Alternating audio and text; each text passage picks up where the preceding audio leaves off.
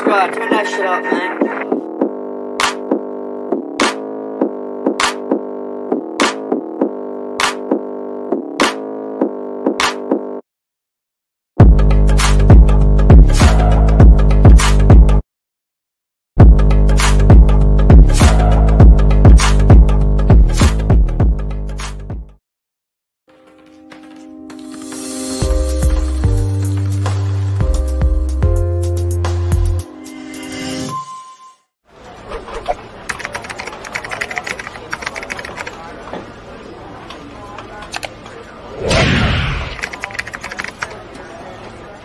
The following show is for mature audiences only.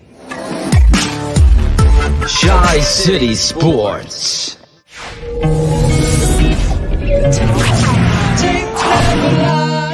Watch the tape, and when you see the tape, you know the tape doesn't lie, and there's just the tape doesn't lie. This guy's playing with the ones for the first time. We get it. There's a big difference, but everybody wants to make a comparison, and that's just a shitty one by you. But I mean, you're grasping at straws. Phil, one thing that I think is important, because we always want to look at the big picture and look at everything. And Matt Nagy, and we got to find, we have to look at the whys. We have to find out the whys. Well, Change your perspective on that. You found a why today. Why did you win? You found a why today because your fucking quarterback that you drafted number 11 overall changed the fucking outcome of the game on 3rd and 9.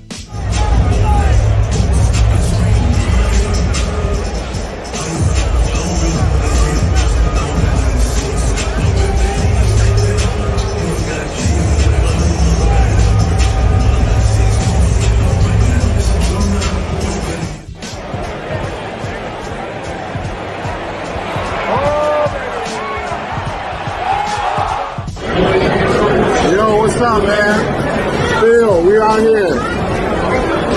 We out here, man. Watching these Bears third quarter right now. We're hoping that the Bears get this win. We're holding on to the 7-point lead. We'll see, man. Excited to see Fields out there, man. And the tape never lies. Tape never lies, man. Boom, bear down, baby. Go. Phil's princess.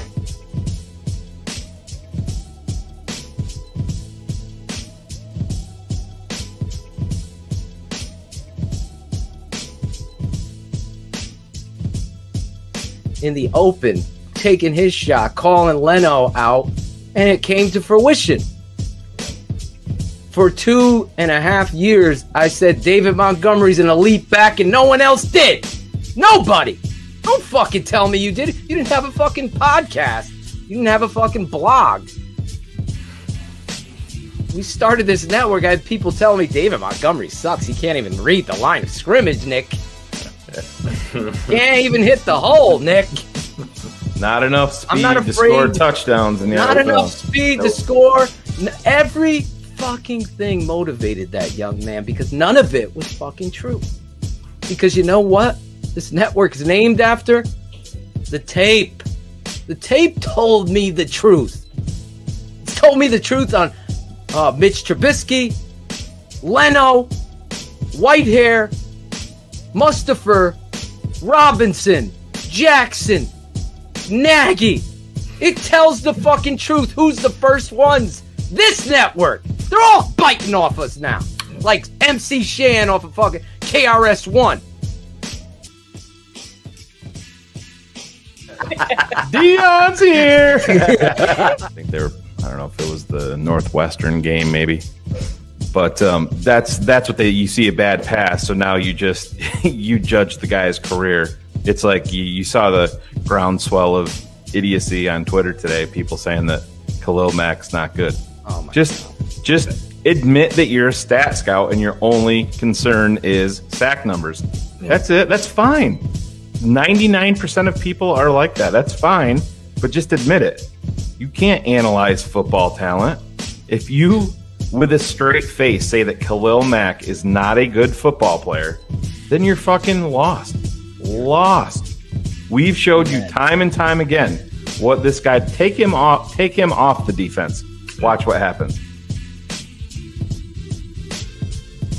That was outstanding, you guys. Like the best intro I think I've ever had. Your dog even loved it. He was coming I know. in. Did you hear him? I know he's hanging out. Although my daughter was up here earlier, and I said, "Honey, you're going to have to leave. We're going to talk about the Bears, and people might say bad words." Exactly. No, like, not why? I was like, "Oh, honey, if you only knew."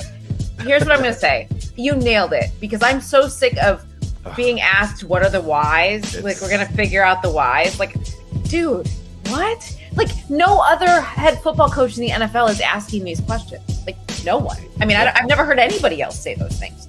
So I don't get it. I don't know. And I feel like we're talking in circles. And I've come to the point where I don't believe anything that comes out of his mouth, which I don't like feeling that way. Whys. The whys. We're going to figure out the whys. Well, I need to know the whys.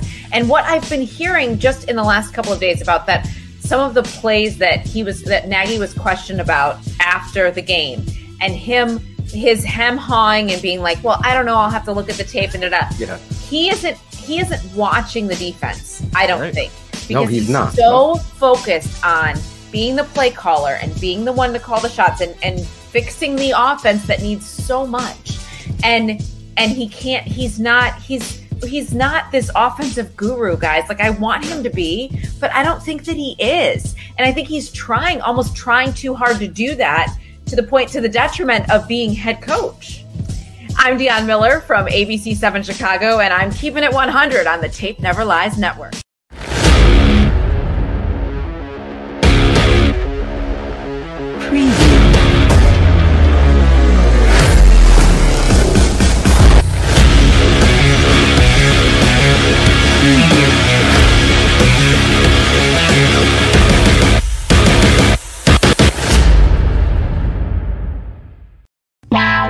Draft Dr. Phil and the smartest man. Keeping it 100. Keeping it 100. Chicago's trading up. 100. Yes! What? Here it is! Just no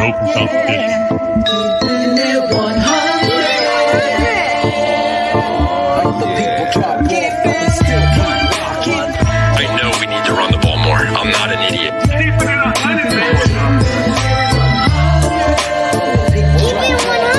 Keeping it 100.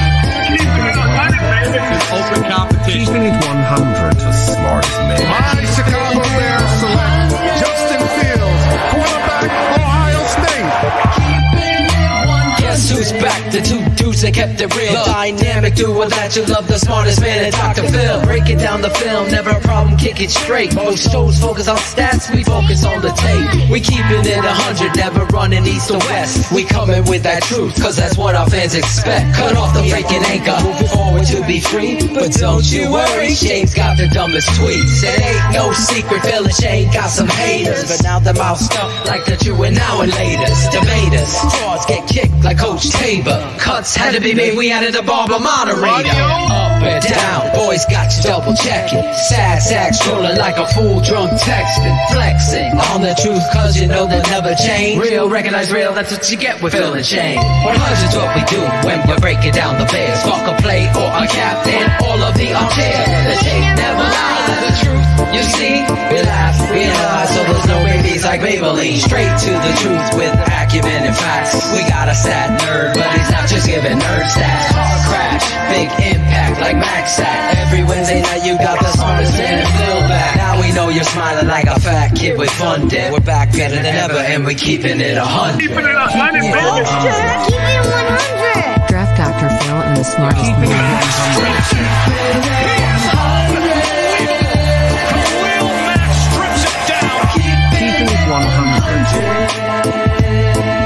Draft Dr. Phil and the smartest man. Keeping it 100.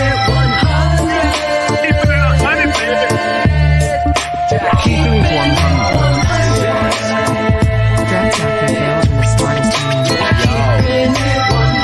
Keeping it 100, baby. Draft Dr. Keeping it 100. Keeping it 100. Shane, Money Man Marcel, and the guard. Oh, this is Claudio the Barber, and this is Shy City Sports. Keeping it 100. Listen, a win is a win is a win, and a Nagy is a Nagy is a Nagy. But you know what? Fuck all that. We got the Browns this week, and it feels so fucking good. So we got another great show for you tonight. To come on to talk about everything about the Bears, we got NBC Sports, the Under Center podcast, Kenneth Davis coming on again. And listen, let's just bring in the men with the master plan. There he is, Shane, the smartest man, Marcel, Draft Dr. Phil. What's up, Claude? What's up, man? Listen, I'm pumped, bro. Fields, baby. Claudio still can't get that intro. It's like that. It's that fucking. He's late like Jackal. He's late like Jackal starting the show. But listen, you know why this episode is fucking really special? Because we're 4,000 views away from 1 million on YouTube. Wow. So this show right here will put us over that shit. Could put us over. I think it could. The top. I think it could. That's amazing. Remember that movie? You guys, yeah. Stallone, Over the Top. Yeah, good movie. Yeah. I wish we could play some of that That's music. When he turns his hat backwards, right? But we're not gonna. We're not gonna. Breaking news. The tape never lies. Network breaking news. In the background, I'm watching the replay of the Bears game, and Allen Robinson just dropped a touchdown again. That really did happen. That was. We did see it in the open. I got to shout out my boy Adam. I will butcher your last name, Leibowitz. Adam's in the chat tonight, so I think he's related to Jerome. Probably their first cousins. Your name, Adam. But shout out to you for taking those videos. Beating up on our boy Greg Braggs. It's field season. Odin's Eyes is keeping it 1 million. That's going to be Angelo's podcast. That's what he's going to call it. Guys, I'm going to have a podcast just like you. It's going to be called Keeping It 1000. How about that? Yes. Oh boy. Oh my God. There's so much to get into. And listen, tonight we got Kenneth Davis. Obviously, as we were talking before the show, as Cherie, one of our producers, said, you know, it sucks kind of because it's giving, and it was really exactly what I thought too, because this guy, the shoe salesman, can't figure out who his best players are and how to properly use them. I've said this for many a years. This isn't new. It's stolen. It's stolen by Sports Mockery.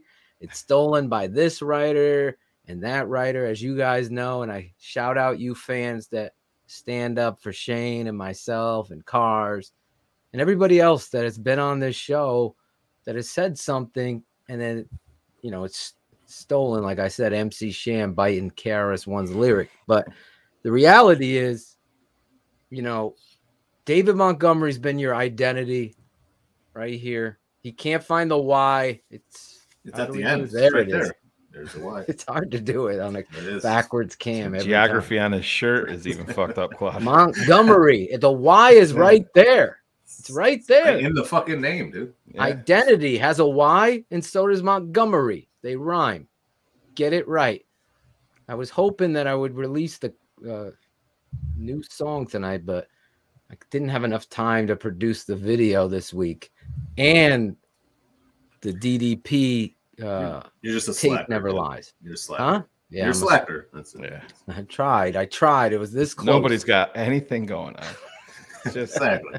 What else you got to do, bro? So much free time. Looking at the YouTube comments. Can you break down the receiver routes individually? Because I think they're garbage. I literally just got the cut-ups. Thank you to our super producer, Berlissimo, over across the pond. They can get it. They get it across the pond. The all coaches, you know, the all 22 and the coaches tape, even though we pay for it. How many times do I'm easily over 100 refreshes on that page looking to see? What do you think? You're probably right around the same thing? I don't think I'm that high, honestly, because I know that sounds like a drop, but the reality is I'm just so fed up with the NFL and how they go about dictating. It's like I call the Bears the Gestapo. Well, the NFL is the same way. Let's get this out of the way because it's important part of this network.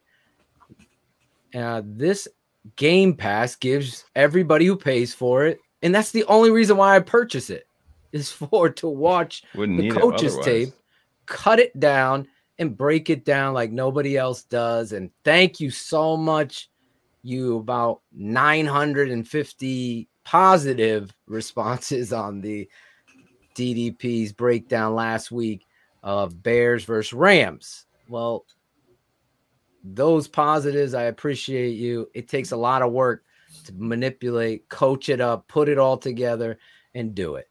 So tonight I just received, literally before the show, Shane, breakdown 35, 37 plays from Berlissimo, and I can't thank him enough. I love that dude. And again, if you're a patron, you get the defensive breakdown Saturday mornings, me, Berlissimo, my dad, and guests breaking down. We're booking Lemuel Stinson to break down Jalen Johnson and the corners and the secondary. Corner safety. Yeah, corner safety. We're going to book him. A couple of former Bears defenders, offensive linemen coming on every Saturday morning. X's with the O's coaches clinic.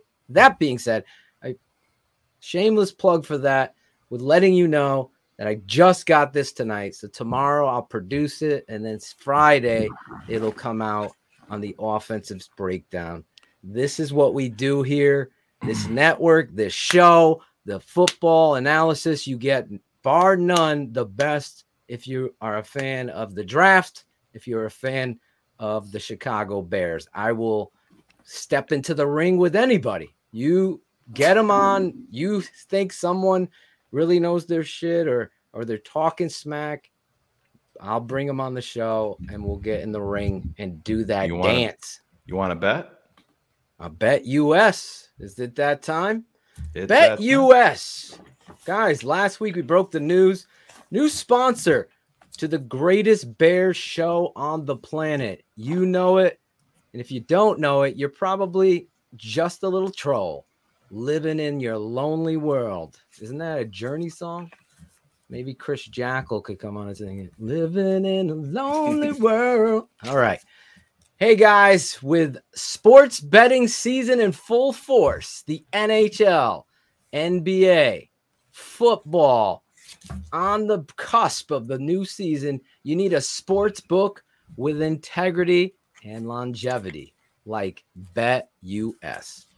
You may already know this, but BetUS has been pioneers in the sports book industry for almost 3 decades, thriving and paying their loyal customer base.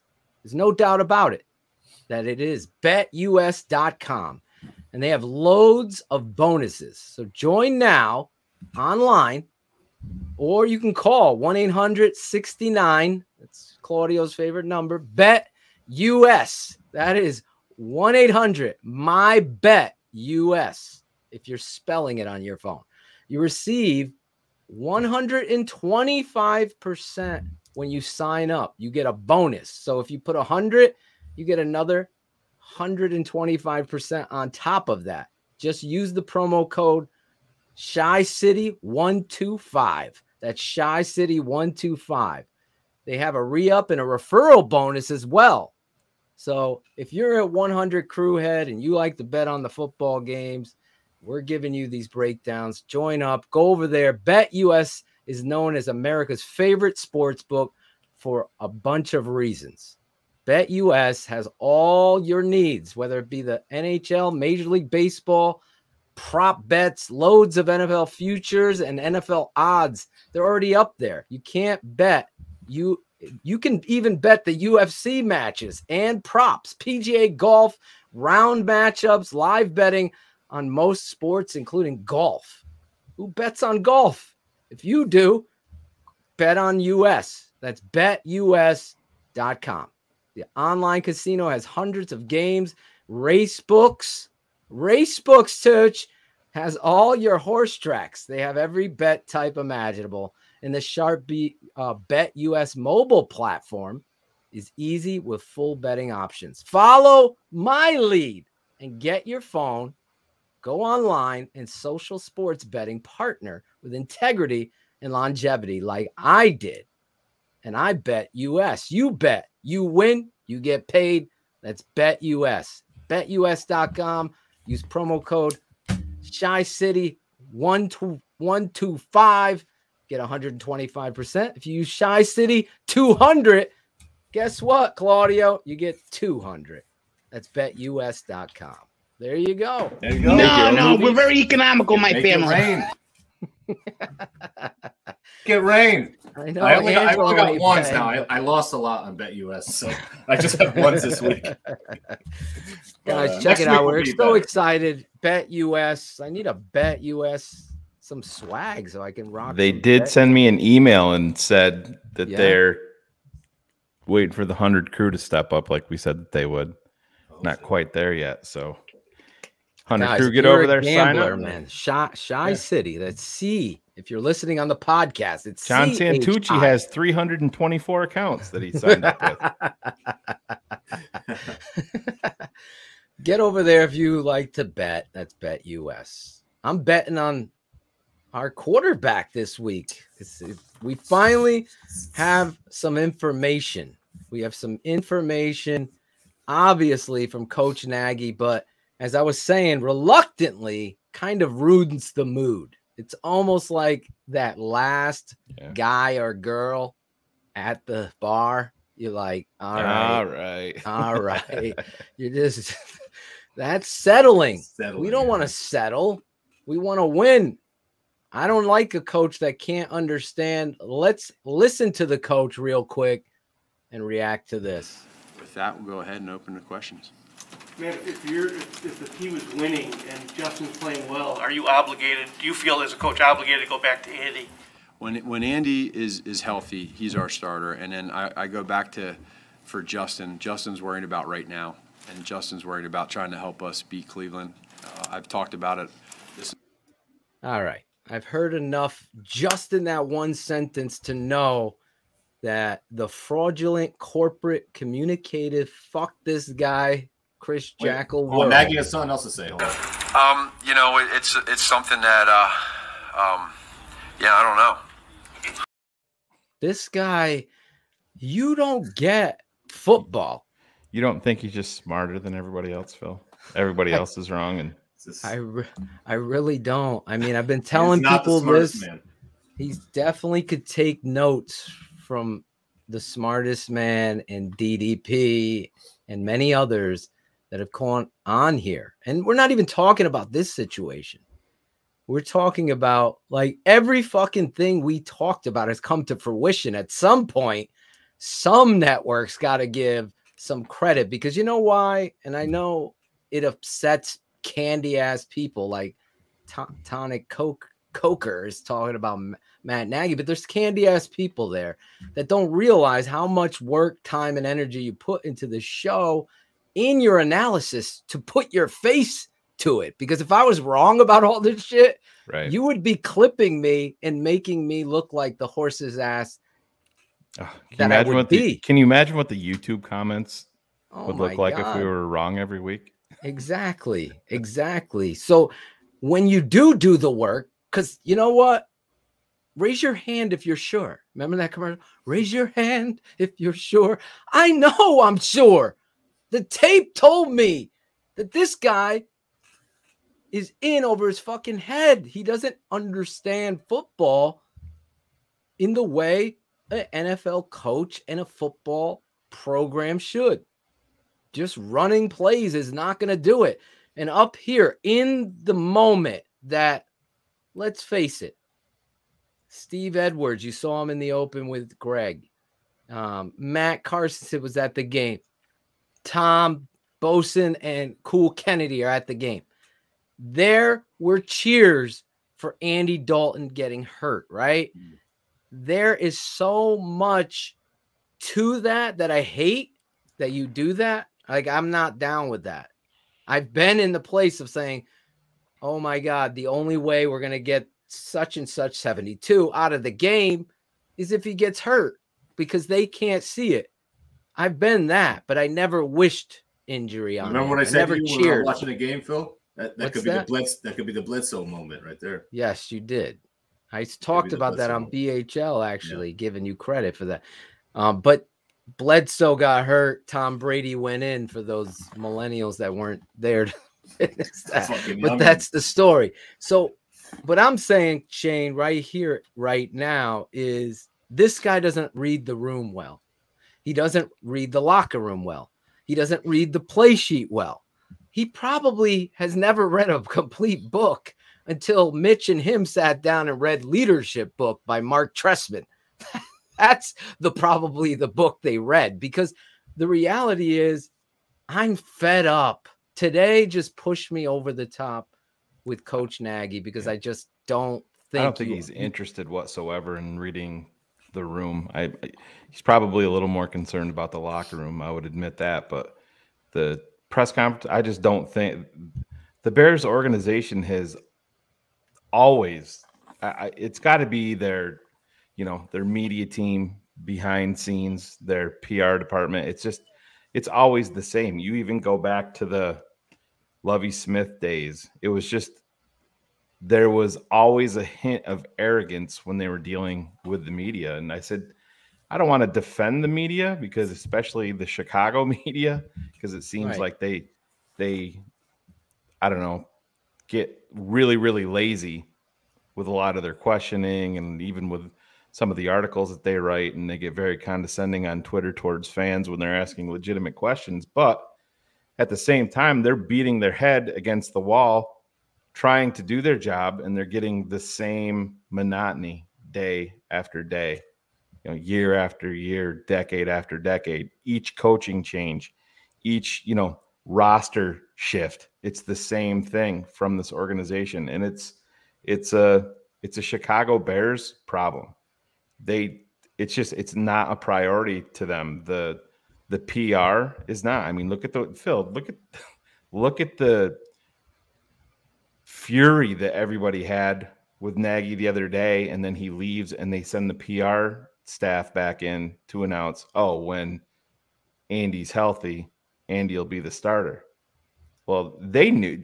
There's people on Twitter saying that, Nagy wanted to put that out there and he was doing it. Well, no, he didn't want to handle it himself, because if he said that publicly, the fucking entire mood and complexion of that press room was going to change immediately.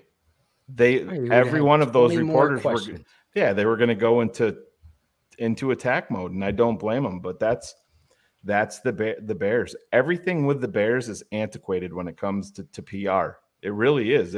They're stuck in before 1985.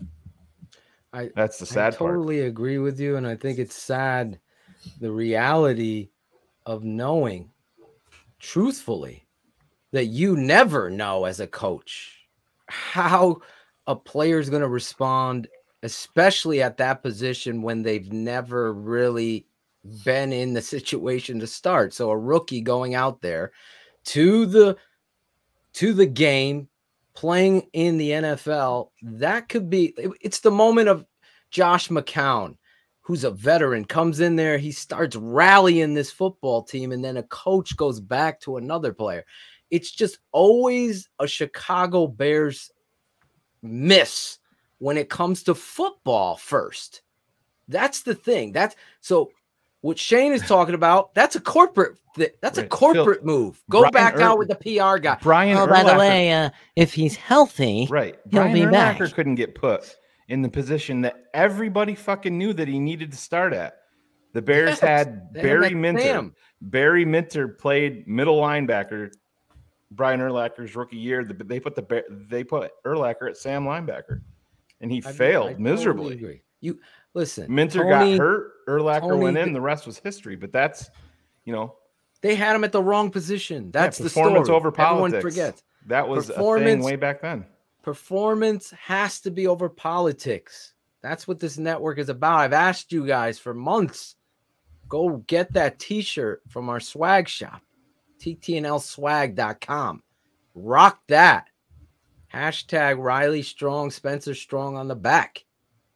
But recognize the real in this is, listen, this is football at the end of the day. This isn't patty cakes and press. You don't win the press conference and win the games. It always goes back to winning and losing. No doubt. As Tony said, Tony's saying here, I totally agree. When somebody has the fortitude and the understanding, the poise, and all of those natural traits, nothing would have phased any player that's ready to play football and is a competitor. Nothing phases them. You know what phases them? The coach calling dumb shit. That phases people. When you're 3rd and 2, right, and you're bringing an empty set, that phases you as a quarterback. Like, why are we doing this? Why can't I have David here, give them the ball or pull the ball, and let's get the first down? There's a play against the Bengals, right, where the defensive end feather techniques, right, and he's got Justin in his sights, right? Do you remember what Justin did? He spun, twisted the guy around, missed, and got the first down, kept the drive going. He does things naturally on the streets. It's like Michael Jackson performing. When he's out there, we know Beat It, we know Thriller, right? But what's Michael gonna do? That's a star. And when you see a superstar in that moment, their performance is epic all the time. Devin Hester, same thing. Motherfuckers, don't punt to him. Don't punt. They punt to him. Oh, fuck. Remember the Broncos game? Actually, just real quick, this shit makes me mental. Eric, Urlacher pace in this team. I didn't say it has historically the Chicago Bears. You're going to listen to the show. Listen to the show. I addressed that. But anyways, yeah, Devin Hester. Do you remember the Denver game? He took back 2 punt returns, and I remember Dan Deerdorf was on the call. And they said he took back the first one, they punted to him, and they're like, are they going to do it again? He's like, yep, there he goes. And he housed it again. It's crazy how intricate every little detail within the NFL can be. But then when it comes to issues like this, something that everybody can see, it seems like everybody knows the answer to the question, but the Bears want so hard for 2 + 2 to be 6. When everybody knows that it's 4, they're going to come out and they're like, no, listen, everybody's learned that it's 4, but the Bears are going to tell you why everybody else is wrong, and it actually adds up to 6. It's 2 points before we get to our guy, family here, friend of the show. Golly, what the hell is going on? Super drops. Kenneth Davis is in the chat, in the green room, rather. But I want to make 2 points before he comes on. Okay, real quick, as I say. Jackal could have did a great drop there, but dropped the ball. The reality of putting football first plays out in New England each and every season. It does. Yep. Mac Jones. Bye, Cam. Boom. Cam would be starting in Chicago. Fuck around. Cam would be fucking starting in Chicago. They're building their future while winning now because they have a coach that puts politics way over there with the guy getting a fucking massage. You deal with that. I'm dealing with football. That's what this team misses. That's number one. Number two, don't tell me you're some fucking guru of offense and you're somebody that belongs here, calling plays, doing this. You had 4 fucking turnovers. 4. You had 7 fucking offensive points. Forget field goals. I'm talking about your offense. You're this, you're that. And if you use the crutch, this is my last point, the crutch of a rookie quarterback like this shoe salesman does, then you have done just what you thought he would do. He put politics first. He wasn't prepared. Reps didn't matter. And he never prepared and had a quarterback competition to get these answers in the first place.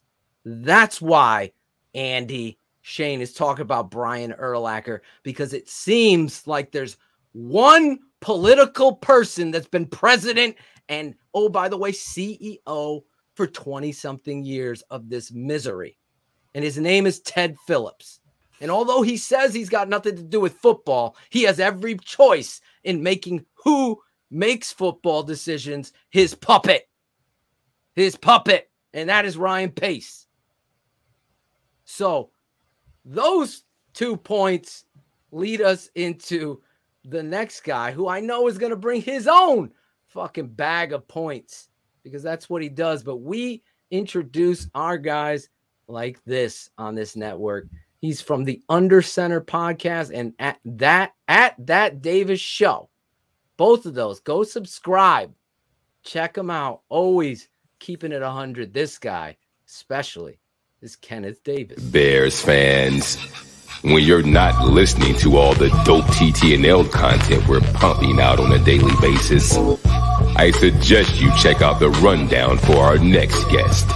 This guy is the new host of the Under Center podcast from NBC Sports Chicago, the host of the That Davis Show and Flippin' Friends.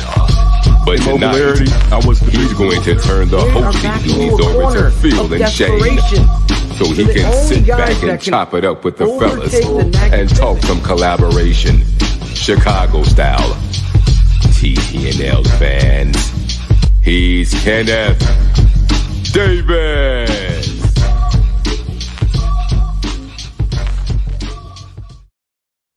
There he is. You're just feeling that beat. That vibe right there.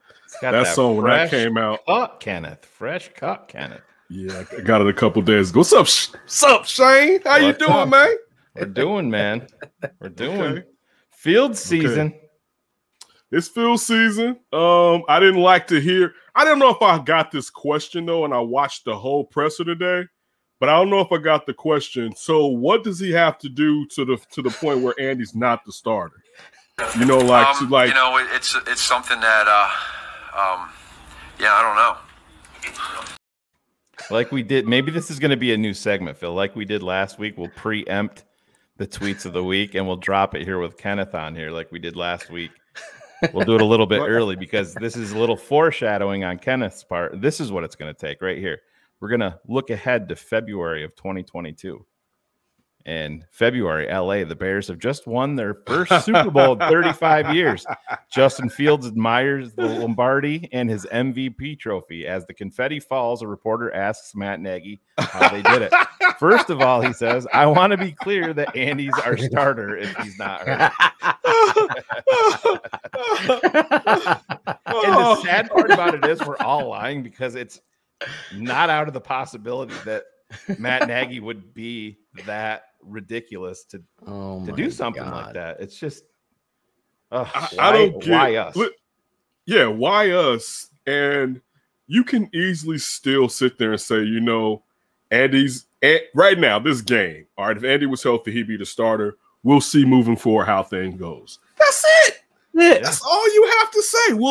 We'll see moving forward how things go, how it goes. All right. And then you only really have to address it when Andy is healthy. Right. So you could say the same thing next week. We'll see how it goes. Justin is improving. We'll see when Andy is healthy. We'll evaluate it then to the point if Justin gets to the point where clearly, I mean, I think most of us believe he will, that he deserves to be the starter. Then you let him be the starter.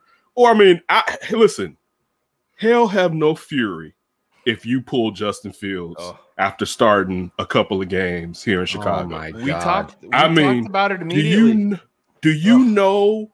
Listen, he would have to, be playing so bad for you to try to justify it. I'm still not even saying it's justifiable, but do you know how terrible he would have to be playing for you to pull him and you want that smoke? I mean, did we not hear? Listen, I'm here in Chicago. I got to say, to a certain degree, Chicago fans, look, and I know bump Andy Dalton to a little bit, but still he's a human being. He doesn't seem like a bad man. And that fire red coif has been something right there. All right, I must admit, whatever the product that man is using, I like it. But the thing is, let's throw curls. All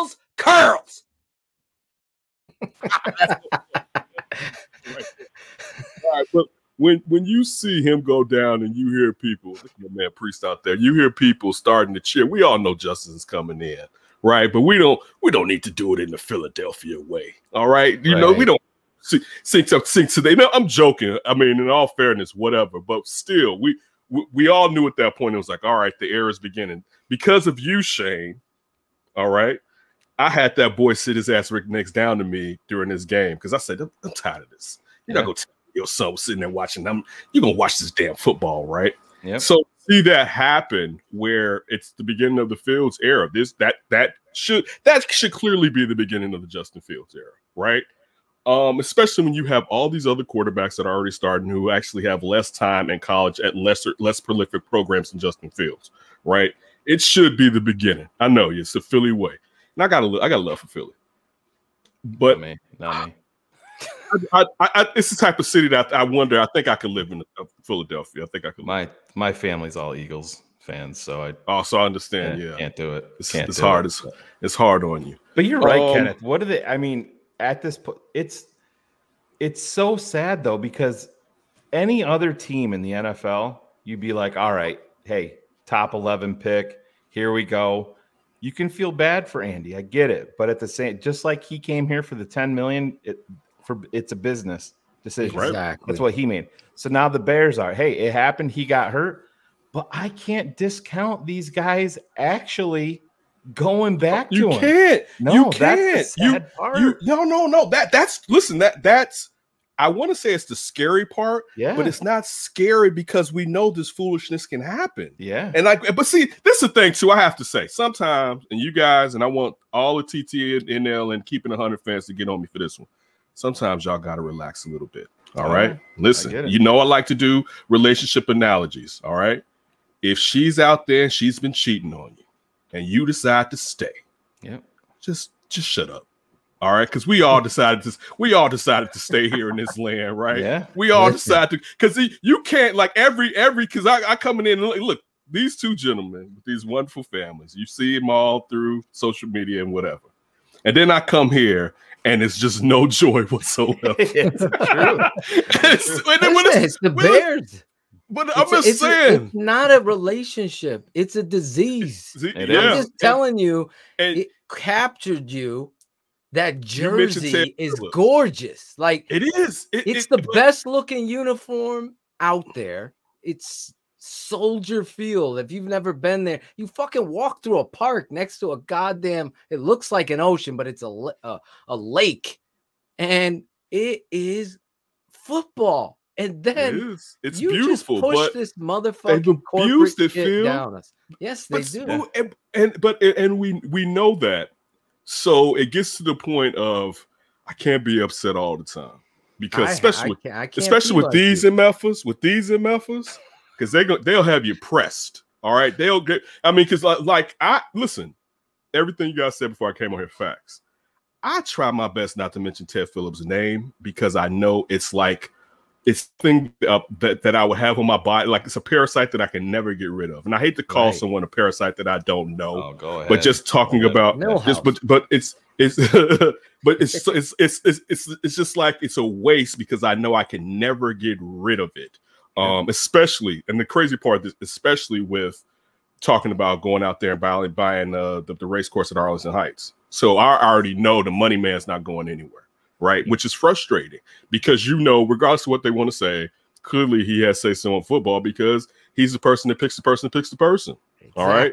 Exactly. Like Common, you could say he's out of it, but common sense, if he's the person that talks to Ernie Accorsi or whatever, all right, if the first look for Ryan Pace, he's the person that's in charge. All right.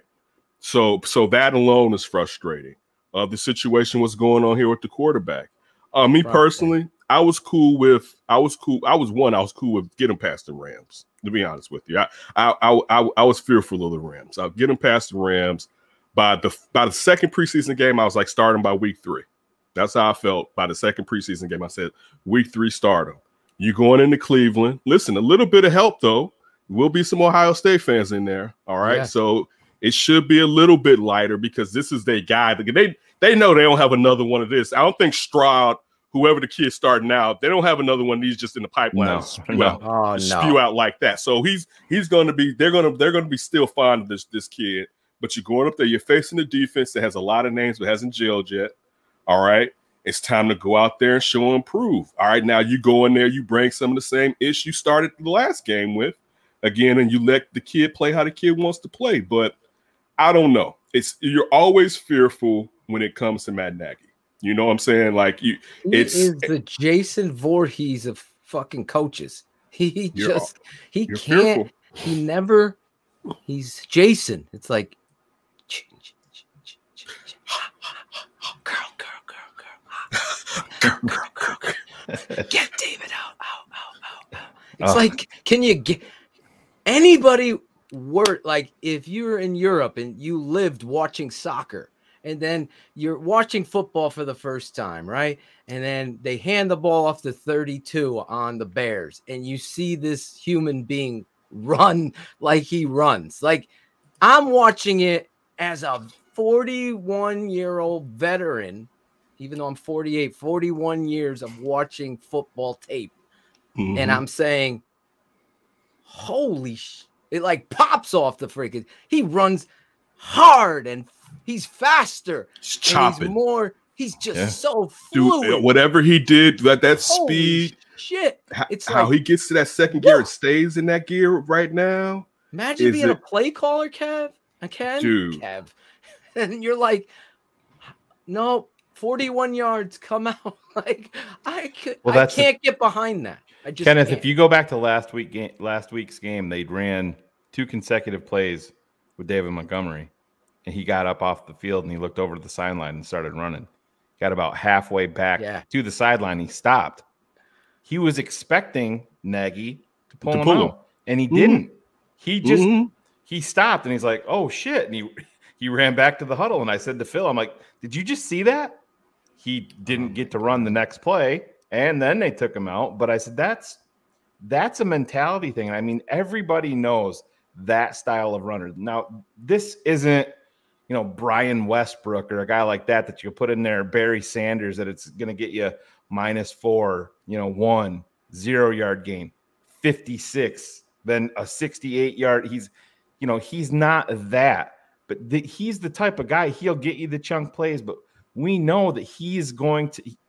Can you imagine what this kid would be like 18 to 22 carries? I was just going to say, Shane, 22. Game? Yeah, 22 is my favorite number. Look 22 right there. 20, right there. 22 right there. You give him 22, regardless of what happens. All right. If he has some that are negative yards, he gets 22 unless it is a blowout of all blowouts. All right. Exactly. But you come off take them out and save them. Because it doesn't even make sense. I mean, one of my biggest issues with the first game, right? And the fact that David Montgomery is proving to teams that he's a threat. All right. The teams that perhaps may have thought some of the success he had last year was against lesser foes. But you're proving that he's a threat. But when you prove he's a threat, if you keep talking that you want to go vertical, then why the hell aren't you using play action? Yeah, this is rudimentary football. All right. This is 1 + 1 = 2. How am I going to try to get this guy open? Are we going to fake this run? We're going to go. Like, if you're sitting there and I would get this. This is the bad way. This is bad. This is old Nagy, which is new Nagy, which is same Nagy. Old Nagy would go play action when the running game wasn't working, which is like, what are you who are you fooling with that, right? But now when the running game is actually working, you're not going to go play action. This makes no sense. This is just my naive mind watching football. I believe they came out on first down against Cincinnati. Their first play of the game was play action, correct? And nobody got open, and Andy rolled out. Yes, it was. He rolled out and he threw it out of bounds. But why? Listen, again. He's smarter than ever. He was setting everybody up because their last play of last game was a run. You're right. They looked at the cave. He's like, "Oh, watch this." Coming out action. Shane, the crazy part is this. If you didn't have David Montgomery, even if you didn't have David Montgomery, you should still run the ball, even if you had a bum, just to try to set it up. But you have David Montgomery. Yeah. And you still Thank you for always underutilized. praising me. No, for you're the pointing guy it that out. showed me that he was a stud. I thought he was straight. You told me he was a stud. He is a stud, right? And you've I always give you always had props my for that. back. I I love always that. give you props for that. Because you're But the you have- opposite of others. I'm And just you Cherie's have excited him. that he's 23 years You old. ha- That's true. you have him, and you're not wearing his ass out. Yeah, Bro, Dude, I mean, you're with me. but see, but this is the thing too. Why sometimes I get tired of doing the Matt Nagy subtle breakdown because it doesn't make sense, and I deal with logic often. Like I don't even really keep people in my life that don't deal with logic. If you don't deal with logic, it's hard for me to kind of understand you. If you're just someone who just out and out makes stuff up, it's very difficult. That's why we started our own network. I feel you. That's I don't know the backstory, but I was funny. I was thinking about you earlier, but that's a story for another day. But when you don't deal with logic and you consistently do things that don't make sense, it's hard for me to sit there and try to consistently break you down. Yeah. Because in the back of my mind, I'm like, well, you don't use common sense in the first place. Like it's hard to be as angry because a lot of the things that he does, I don't know who he's doing it for. And one more last part, and you guys was bringing this up, Shane, you were talking about as far as Andy Dalton getting paid $10 million. What about the other guys on the team? Thank you. Like that's the thing. Like that's the most important thing in general. You could he started the first game. Promise. Listen, I hate to say it. Promises has been made and it's been given. You started the beginning of the season, the whole preseason, you were the starter. Now, if during this process, this kid is beating you out and proving that he's the best bet to win, it's based on the rest of the team as far as what we're doing for the team, not how to keep this grown-ass man. All right, the emphasis on grown-ass man and his feelings feeling good. That's just common sense. Yeah, all of us have either been let go in as far as being in a job, all right, in a relationship, in a friendship, you get over it. All right, it's just common sense. But when it comes to money, dude, listen, I can never be mad. And those gentlemen aren't Andy Dalton's personal friends. Right. I couldn't be mad at my personal friend if my personal friend let me go to their own benefit, but had given me an opportunity or had given me a lot of cash. Because then I'm not even really your friend then. You know what I'm saying? If you give me $10 million and I'm still mad at you, right? I probably it'd be different. Now, if you're telling me he was, even if you didn't give him $10 million, let's just say he was a scrap heap guy and you gave him $1 million, but said you was gonna give him a chance. As long as I gave you the chance, then I did what I was supposed to do. And I have to say it, they honestly gave him a chance. This really wasn't even it was never a competition. Never. You know what I'm saying? You gave him first team reps. We caught him in a lie, Kenneth. Mm-hmm. We caught him in a lie in his press conference last week when he was talking about Justin Fields. Yeah, after practice, he goes through everything, and then he works with the team afterwards. Nobody called him on that, and it bothered me. Wait, so let me ask you this. I didn't see the show. Yes. I want to ask you this.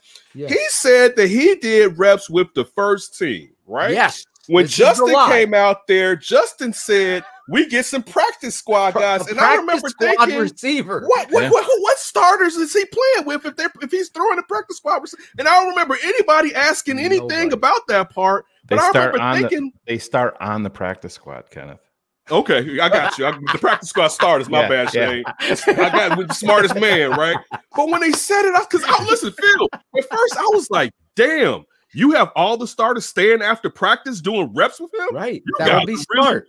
Yeah, I was like, listen, those vets are really in it, right? That's what I was thinking. Like, this is the team. Guys are ready to go, right? Yeah. So when he said, but when Justin was like, yeah, we get, and I was like, wait, that doesn't shake right, because he just said he's getting reps with the starters after the game. That is so what? Because he's counting Cole Kmet when he's saying that as far as getting reps after the game with the starters. So that's the starters. Cole Kmet's out there with the rest of the guys. Cole Kmet and his bandana, whatever he's wearing.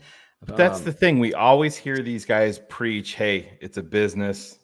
Situations change. When Andy Dalton was signed, we had one quarterback under contract, Nick Foles. You knew it wasn't going to be him. He wasn't going to be the guy. So in March, Andy was, hey, yeah, you're my guy. You're my starter.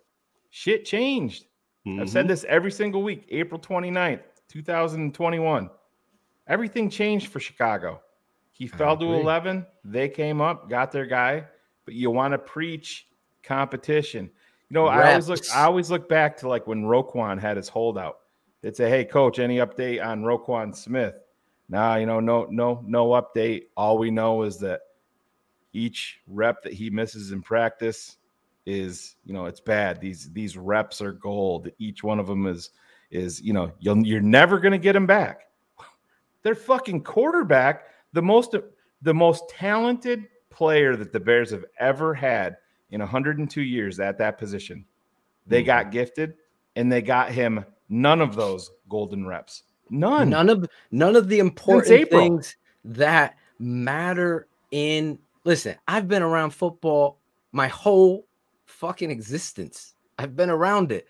So from Sam Rutigliano, former head coach of the Browns, to my father, 33 years head coach here in Connecticut. I've been around football. Larry Pasquale, the special teams coordinator for the Jets, Chargers, Philadelphia Eagles with Vi Sikahema.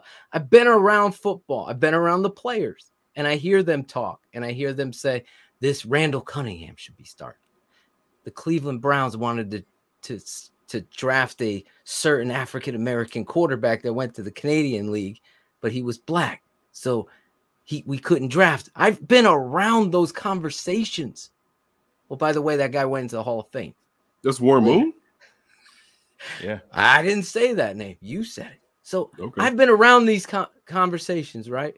And always comes back to the man standing out in front saying, competition breeds success. Every fucking guy, whether it's spring camp or summer camp, 90 guys down to the 53, every guy in that locker room knows who the best person or persons are that are going to help you win. Whether just like Randall Cunningham was that guy, and this guy was the guy, and that guy was the guy. Everybody knows. So when you continue to do this politician shit, and you're like, we owe Andy Dalton, but everybody else who's busting their ass out there wants to win. That's the goal. Right. And I see credit. It should have happened. Competition should have happened throughout the offseason, and you get the answers you need. The kid isn't ready. He's not ready, but we all saw it. We all saw that Mitch was better than fucking Mike the Giraffe Glennon. You saw it, right? It wasn't hard. Mark Sanchez wasn't better than. How do you say that he's not ready when your own offensive coordinator that you hired said he's ready for anything? This is a liar. And don't forget, what are the whys, right? What are the whys? And so when we all understand what the whys are, whatever that is, I'm telling you, how stupid is that? Thank you. All right, it was Eric Alley's trying to be the contrarian in the chat room. That was his second dumb comment of the night. But here's the mic drop moment on all of this with the Bill Lazor and the offensive coordinator saying that he's ready, and Matt Nagy, well, he's got to work on this. Bill Lazor has a history with Andy Dalton. He was the OC for Andy Dalton for a lot of games. Worked with him. He's not going to come in and dish.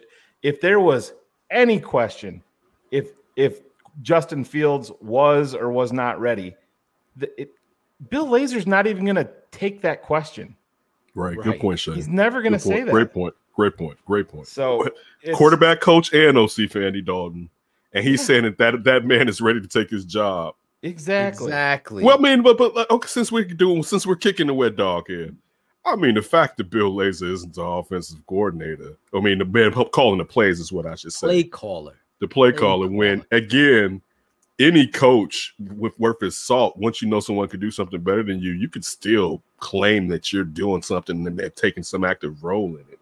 So that aggravates me, you know what I'm saying? Because I know our boy would be getting a lot more reps if we're talking about David Montgomery, if Bill Lazor was in charge of this offense. And then the fact that you saw someone call an offense with rhythm last year, and you still didn't, from firsthand watching him do it, take some of the game and add it to your play calling. It's frustrating when you're talking about Matt Nagy.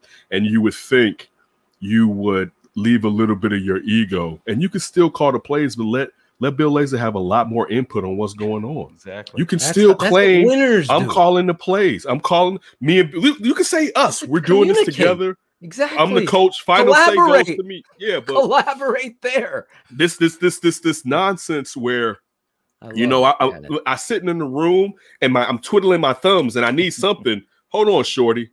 It needs to be something you can do. All right. It can't be I'm twiddling my thumbs and I keep letting you work on this side of the ball and you haven't taken this out of the ball to any level whatsoever. And I asked the man point blank, you'd have been the thing holding the team back. What you gonna do different? You know what I'm saying? Like what are you gonna do different? And so far outside of Andy Dalton's series, I really haven't seen that much. And I don't even know if Andy Dalton started that first half, how that first half was really going to go after the defensive team would have made adjustments, what adjustments Matt Nagy would have made.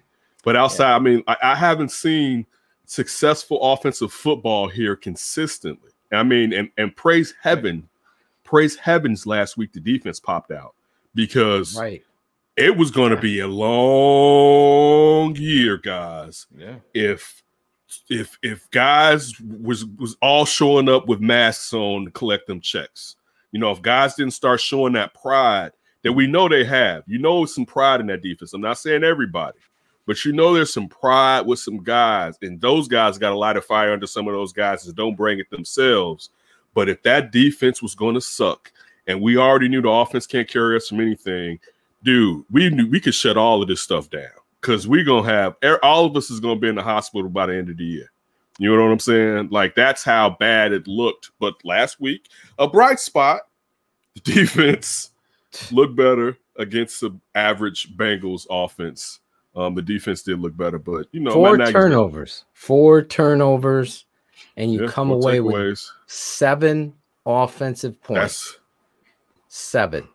And that is a reflection of the play caller that is the head coach. And I ask you this, Kenneth, if he can't figure out who his best quarterback is, and he can't figure out who his best running back is, and he can't figure out, he promises, but he says it and admits it later like a addict does after I do have to get the ball to the tight ends. I do have to use Jimmy Graham and Cole Kmet in the red zone. And 5 of them on the roster doesn't use any of them. You got 5 tight ends. Or listen, 5. You should be running your ass off at 12 then all day long, even if you're not. Exactly. Like, you should be listen, if you're not, Shane, to your point, if you're not going to be throwing and using the U and getting these guys up the seam, you should at least be running your ass off with that much tight end then if you're not going to take advantage of it. Right? Like, what was the point when we were sitting here? Exactly. What was the like that there's no rhyme or reason to that where you forgot they're there, but you have a whole litany of these cats. You know what I'm saying? Like that's a good one. You caught me right there. I'm frustrated. You're getting me a little frustrated right there. You're sneaking it in. I'm trying to keep you truth. I'm trying to get you the questions to unveil the truth. And if you're too busy asking the whys, you're not finding out the answers. You have a job. You're the coach. So to ask the whys is somebody that's just completely passing the buck. It's just pass the buck. We got to find. Dion Miller was on the show. She was tremendous last week. And she said, she loves you too. She never heard an NFL coach say this kind of yoga, let's meditate, let's find the whys in the world. Football isn't about that. There is a place for that. Talk that talk. Football is about, I'm getting in your goddamn face and we figure out the whys right here on this line of scrimmage. You want to know why? I have why. Why the fuck does David Montgomery get a first down on 3rd and 1 and you don't fucking say, I need a measurement? That's a why. Get on the field. He got it a yard past that yard. Instead, Matt Nagy thinks he's smart. Let's go. Hustle up and run a quarterback sneak. And they don't get it because they get fucked twice. Because you're not a head coach and you got nobody helping you. You got to ask the whys. No, I'm asking why not? be smart for once and say, I need a fucking measurement on that play. You carry. What are the whys, right? What are the whys? And so when we all understand what the whys are. Yeah, there's a groundswell out there. Situations. There's a groundswell out there too of people that hey, there was bumps in the road for Justin on Sunday. I get it. There was. I'll be right back. I gotta help. Yeah, no, all good. But what I'm saying, we've dealt with inept quarterback play for my entire life as a Chicago Bears fan. But Kenneth, what drives me nuts is people are, you could just feel the energy. Like Cars was in the studio. Actually, Cars right here. We'll add him in. Nerd alert. Cars. Hey, Cars. Cars, you were there. What was you could feel it. You texted me. Nerd alert. All right, we got the point. When Justin came onto the field, you said you could feel it. You said it was like Hester when Hester would go back to return a kick, right? And everybody's on the edge of their seat knowing that at any moment it's, you're a second away from this game getting taken over. Yeah, absolutely. You could that first moment, like you just heard the stadium and you looked around and everybody was just kind of like, even the guys who aren't standing, right, they're all on that edge of the seat, kind of leaned forward, and everybody was just super excited for it. Yeah. And when did the defense get fired up and start turning the ball over? Galvanizing. That shit spreads. It's not that hard to figure out. And I said, that's, Cars, you saw this on Twitter.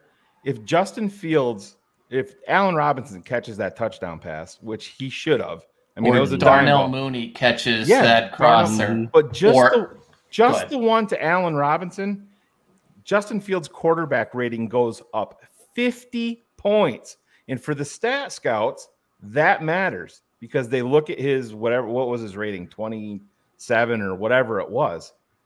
But for completing that one pass, it goes up. But if you really dissect Justin Fields' play, other penalties and stuff like that notwithstanding, he'll get over that. But his actual play on the field, his passes, he played a lot better than I think anybody even realizes. Yeah, I think most people who really watch the game and know what they're watching kind of go along with what you're saying, especially when just those two plays, the differences you just point out with the one, but what both of them would have done. But this is the point too.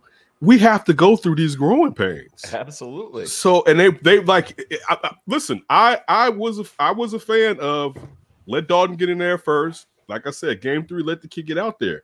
Regardless, he's going to throw picks. Yep. All right. Don't think he's a rookie in the league. He's going Peyton Manning threw 27, right? And I was exactly. And I was a big time Peyton guy. He made me love Tennessee. And until Edge got there and he got it that second year, he took his ass took off. Right, led the league, broke the record for interceptions, I believe, when he was a rookie and Peyton Manning. He's going to. I don't think he's going to throw that many Cars. No,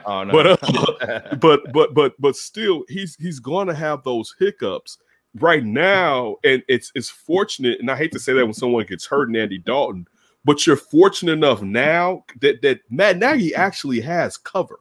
Because what you could say is, Justin's not ready. We had to put him out there. So when let's just say he has 3 games right now, they're kind of topsy-turvy or whatever, right? And so you could sit there and say, well, this was earlier than we expected. And then Shorty starts taking off. And now you've ridden out, that bad time that you have right now that you were going to prolong because you were going to wait before you actually put him in the damn game. Yeah. So, like, you actually have cover if you use it right. And Cars, too. When you brought up Devin Hester, everybody. I got an interview with Devin Hester from last week talking about the Hall of Fame. Make sure you go check that out. Just want to drop that.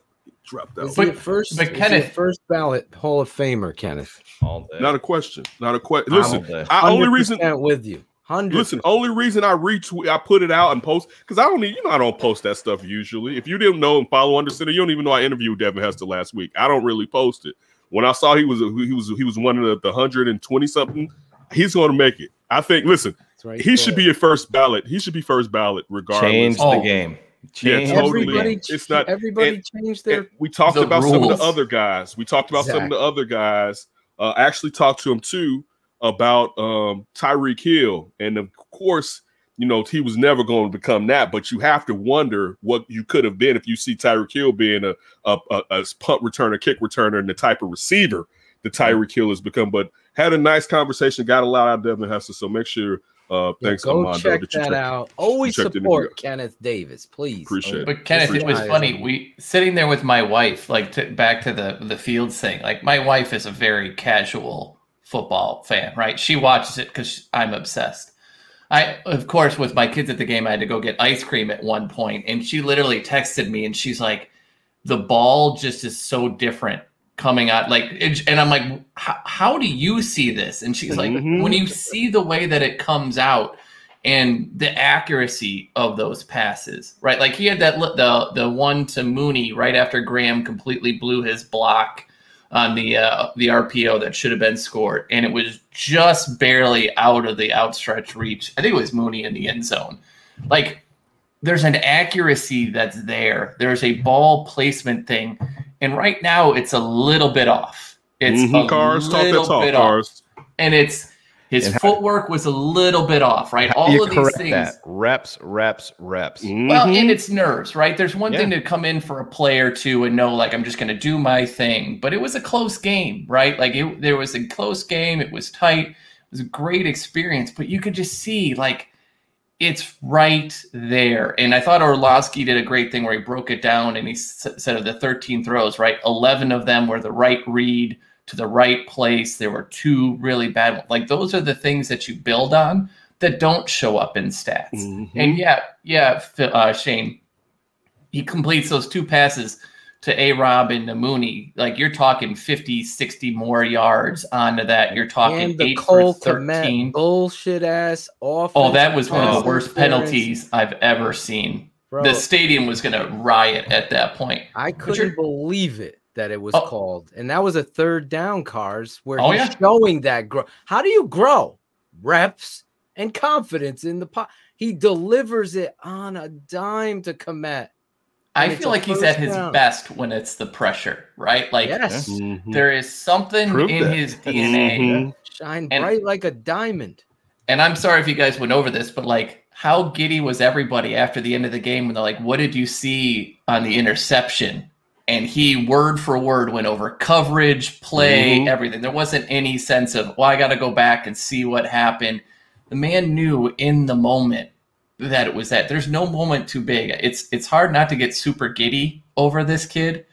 But man, like, I'll go back to Hester. Like, I remember Hester's rookie year when he's returning kicks in practice, and everybody's like, wow. Like, he would make that first cut, right? We're like, what is he? Oh, that's what he's doing. There he goes. How the hell do you do that? Like, you feel those little things, and it's super hard not to be excited about being able to see that for several weeks here. Like, this is where it gets good.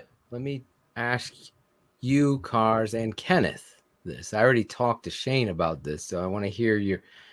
We've been Bears fans our whole lives. I've known these guys for 25 years. I believe it's 25 now. It was dial-up network days. AOL.com back Not in the Kenneth day, that long, but these 2 guys.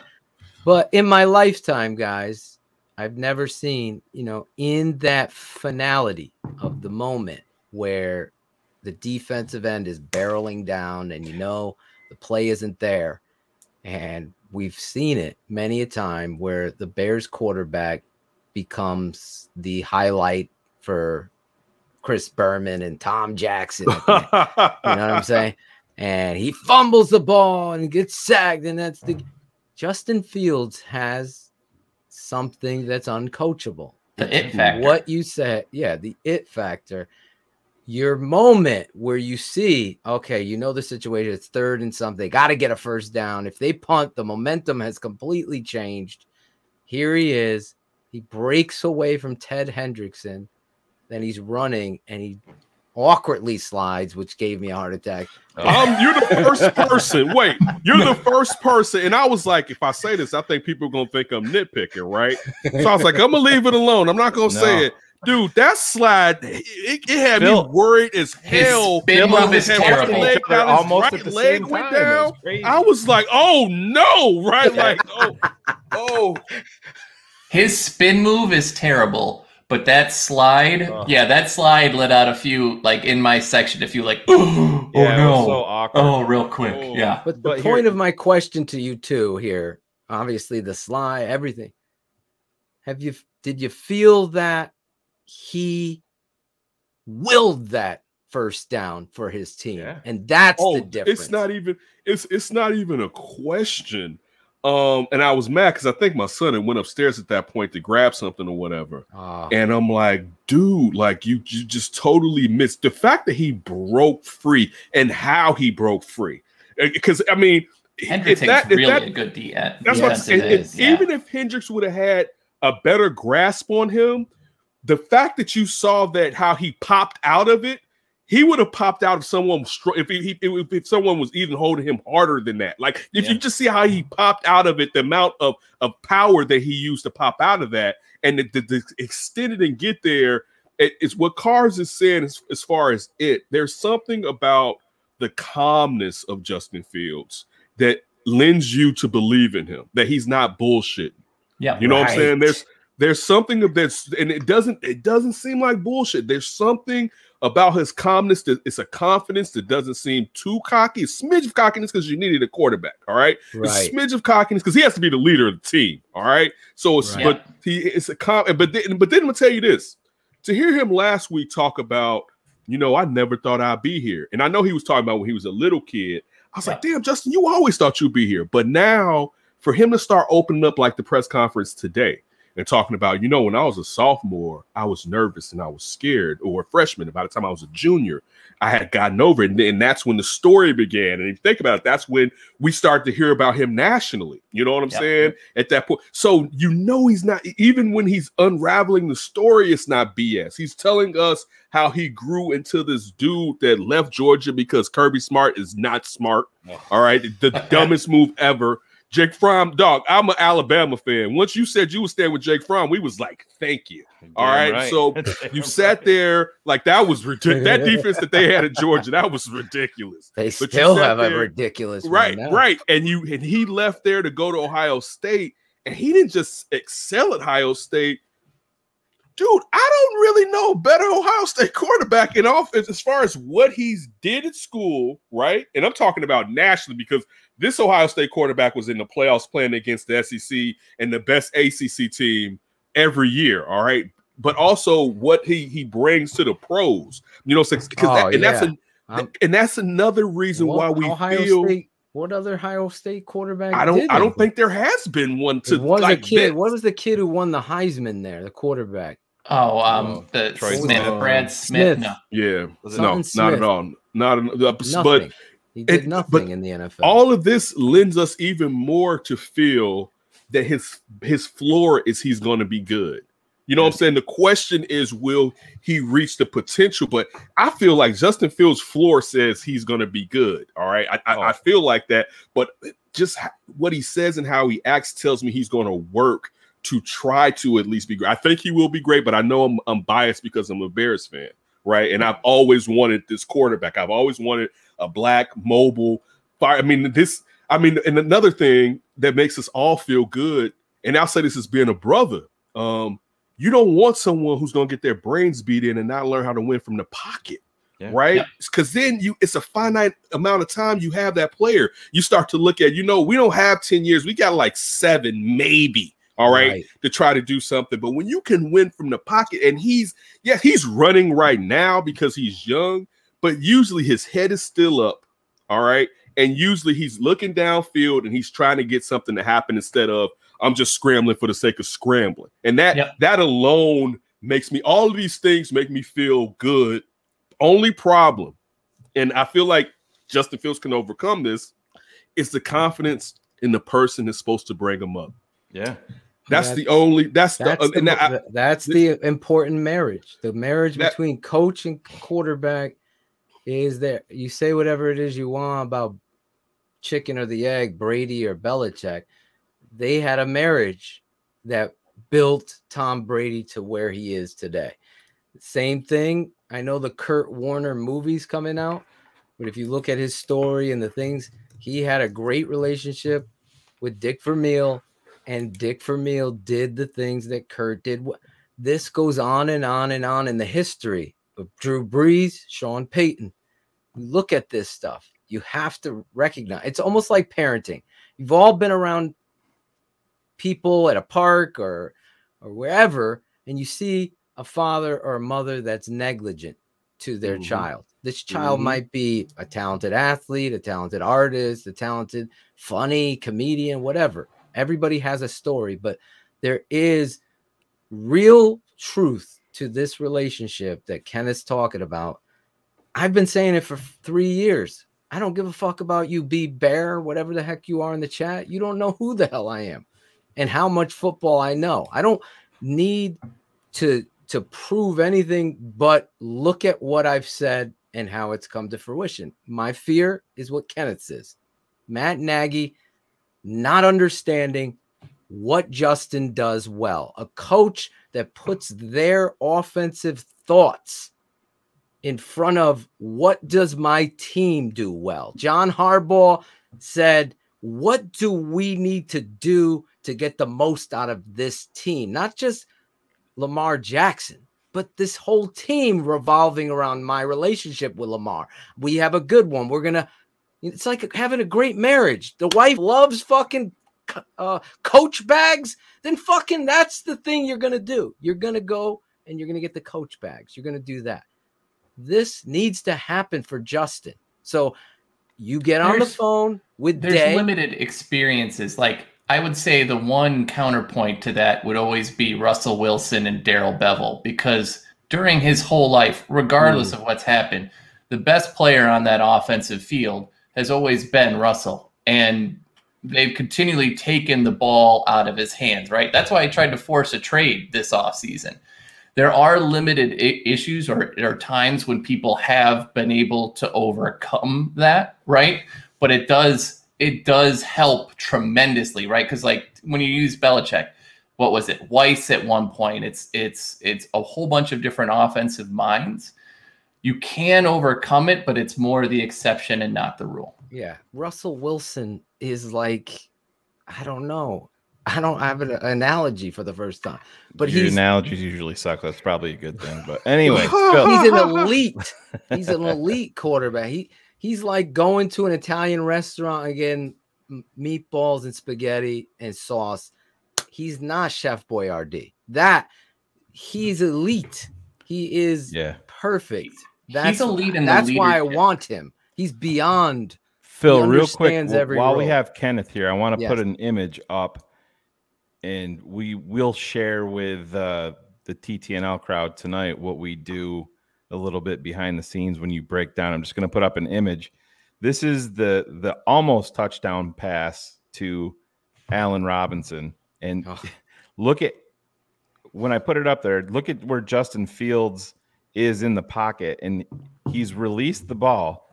And look where Allen Robinson is on the field. And these little things are what we haven't seen in Chicago in a very, very, very long time. But here's the image. You see Justin has released the ball, and he's at the 23-yard line.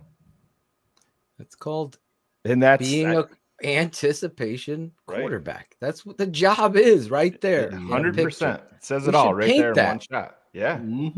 We should paint that. I was sitting behind and like you could just see everybody the second they released, right? They knew that should be a touchdown. Everybody stand up. Oh yeah, everybody got up because the second that ball went up, everyone was expecting that to be his first passing touchdown, and it was placed perfyperfectly. Oh my God, the whole narrative changes about just Justin look at him Fields. reading that safety. Safety squatted. Just sitting there and just, hey, it's a go. You sit. That's what you want to see right there. Common sense. All right, I'm gonna hold you. You all right? Yes. That's what I want to see. And you pointed out, Shane, the fact that this isn't all right, and this isn't a CU open quarterback because that's not what you want. He got labeled that. That's what we he got labeled that. That's what Mitch was. Right? Yes. No, it is. This isn't a C. Yeah. You want a guy that ball is coming out because you listen. You got to be so great to be a CU quarterback, and that cannot be sustained over seasons. Right. You have blips if you're like that, and you're great. but you have to be an anticipatory quarterback. Like, that's what you want to see. And again, it's early, but I feel like the foundation, I'm not talking about the foundation of stuff he's learned here. I feel like the foundation of what's gotten this young man here and that he's going through. The best thing was the Ohio State thing. Yeah, totally. Kind of to your point earlier of, like, how did he learn to become a leader? He had to go into that room. He had to go win the locker room competition. And then he had to go win a locker room over, right? We've heard the stories of how he wasn't normally that person, but he took that on. He's as natural of a leader, as natural of everything as what you want to find. There are people that that have it right from go, right? Like, other people read books on it. This guy just goes and does it because he knows it's the thing to do. Going back to that, Kenneth, I'm upset with A-Rob because I think he has a responsibility, obviously, to catch that football. But I think more importantly, especially with this new era and the pressure on the kid, and obviously I didn't see the Chris Sims saying that was a bad ball or whatever, but I don't know how you watch he said that was a bad ball? Yeah, I guess. I didn't see it. Well, Chris Sims is an expert on them as he spent his entire career throwing them, but I think he might have a few too many concussions. I think at this point, if he's making comment, a bad ball, good I'm Lord. just saying, I'm quoting what I think that ball was right where it needed to be. Yeah, Phil Sims said it was bad. Phil Sims or Chris Phil? Sims? Okay. Someone get the fact check on that. Adeptus said it was Phil Sims. Yeah. Well, Phil Sims is terrible, but the reality is, I wanted Allen Robinson to come out and just say, "Me too. That's on me, bro. That's on me, everybody." But really, you're doing it for the young buck and giving him that little tip of the cap to Johnny Blogboy, BB Bear, whatever the fuck in the chat. One of those guys that's just he needs that to build his relationship with you, to understand, come back to me again. I got you. I just felt like, and I wanted your opinion on it. You have been talking the talk about your contract and your agents going out there doing that. Were you disappointed that Allen didn't come out and say, I should have caught that shit? I should have made that. I wasn't. I'll say this, and I'm not privy to any information. Yep. I'm sure Allen Robinson told him that. I'm sure he went straight. And I'll say this. Okay. Allen Robinson in today's presser, you know what I think he had? I mean, he had the mask on. Initially you couldn't hear him. I think Allen Robinson was really upset with himself, to be honest with you. He should be. I think that's what you really got from him, because he expects better from himself than to let a bomb like that. Like, how often can we say that we've seen Allen Robinson do that? You know what I'm saying? Like, that would have been a top 10 moment in New Soldier Field history. Right, like we haven't, like, not to say that he hasn't had some drops, but this isn't like Brandon Marshall when it comes to that drops. would have been the easiest TD he had in his Bears uniform. So for me, I think Phil, and I get the point. I think today he was really pissed off with himself for letting that take place. But why can't he say that? And I think that's a bridge to support the young quarterback, especially when you got a shoe salesman. Well, yeah, it's a bridge publicly. So I get your point there too, Phil. Actually, take it a step further, because he's the one that's throwing up tweets that are like, PFF says I have 0 drops, right? He's the one that is drawing up. Like, when people try to challenge him, he's way too aware of what happens in Twitter. Oh, he right? He searches his name. And he's going out and looking. So, my thing is, like, if you're going to be there and you're going to be beating your chest when the good things come out, right? Like, PFF says I have no drops. Look at me, right? Here we go. That's a drop. I don't care if PFF says it or not. That's a drop. And if you're going to beat your chest when you do the good, it's the same thing I say to my kids. When you do good, I'm going to praise you. When you mess up, we're going to sit down and we're going to talk and work through everything, and you need to take accountability. And what? I know. That maybe he is pissed.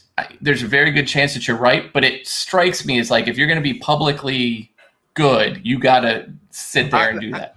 And I'm fine with that, Cars. I'm like that too for the most part. But I'll say this: I think when he's going at people on Twitter, he doesn't necessarily believe that their football IQ is as high as his football IQ. Yep. So compared to when you're saying that, as far as when he's in the locker room and he expects, I hope, that most of those guys' football IQ is as high when he's really on Twitter, because just even seeing him come at some of the media guys here in Chicago, you know what I'm saying, is that, and just seeing some of the digging that he's done is like, damn, you into this, aren't you? Like when you're diving into this, because that's not really my vibe, to be honest with you. Like wasting my time on somebody like that, right?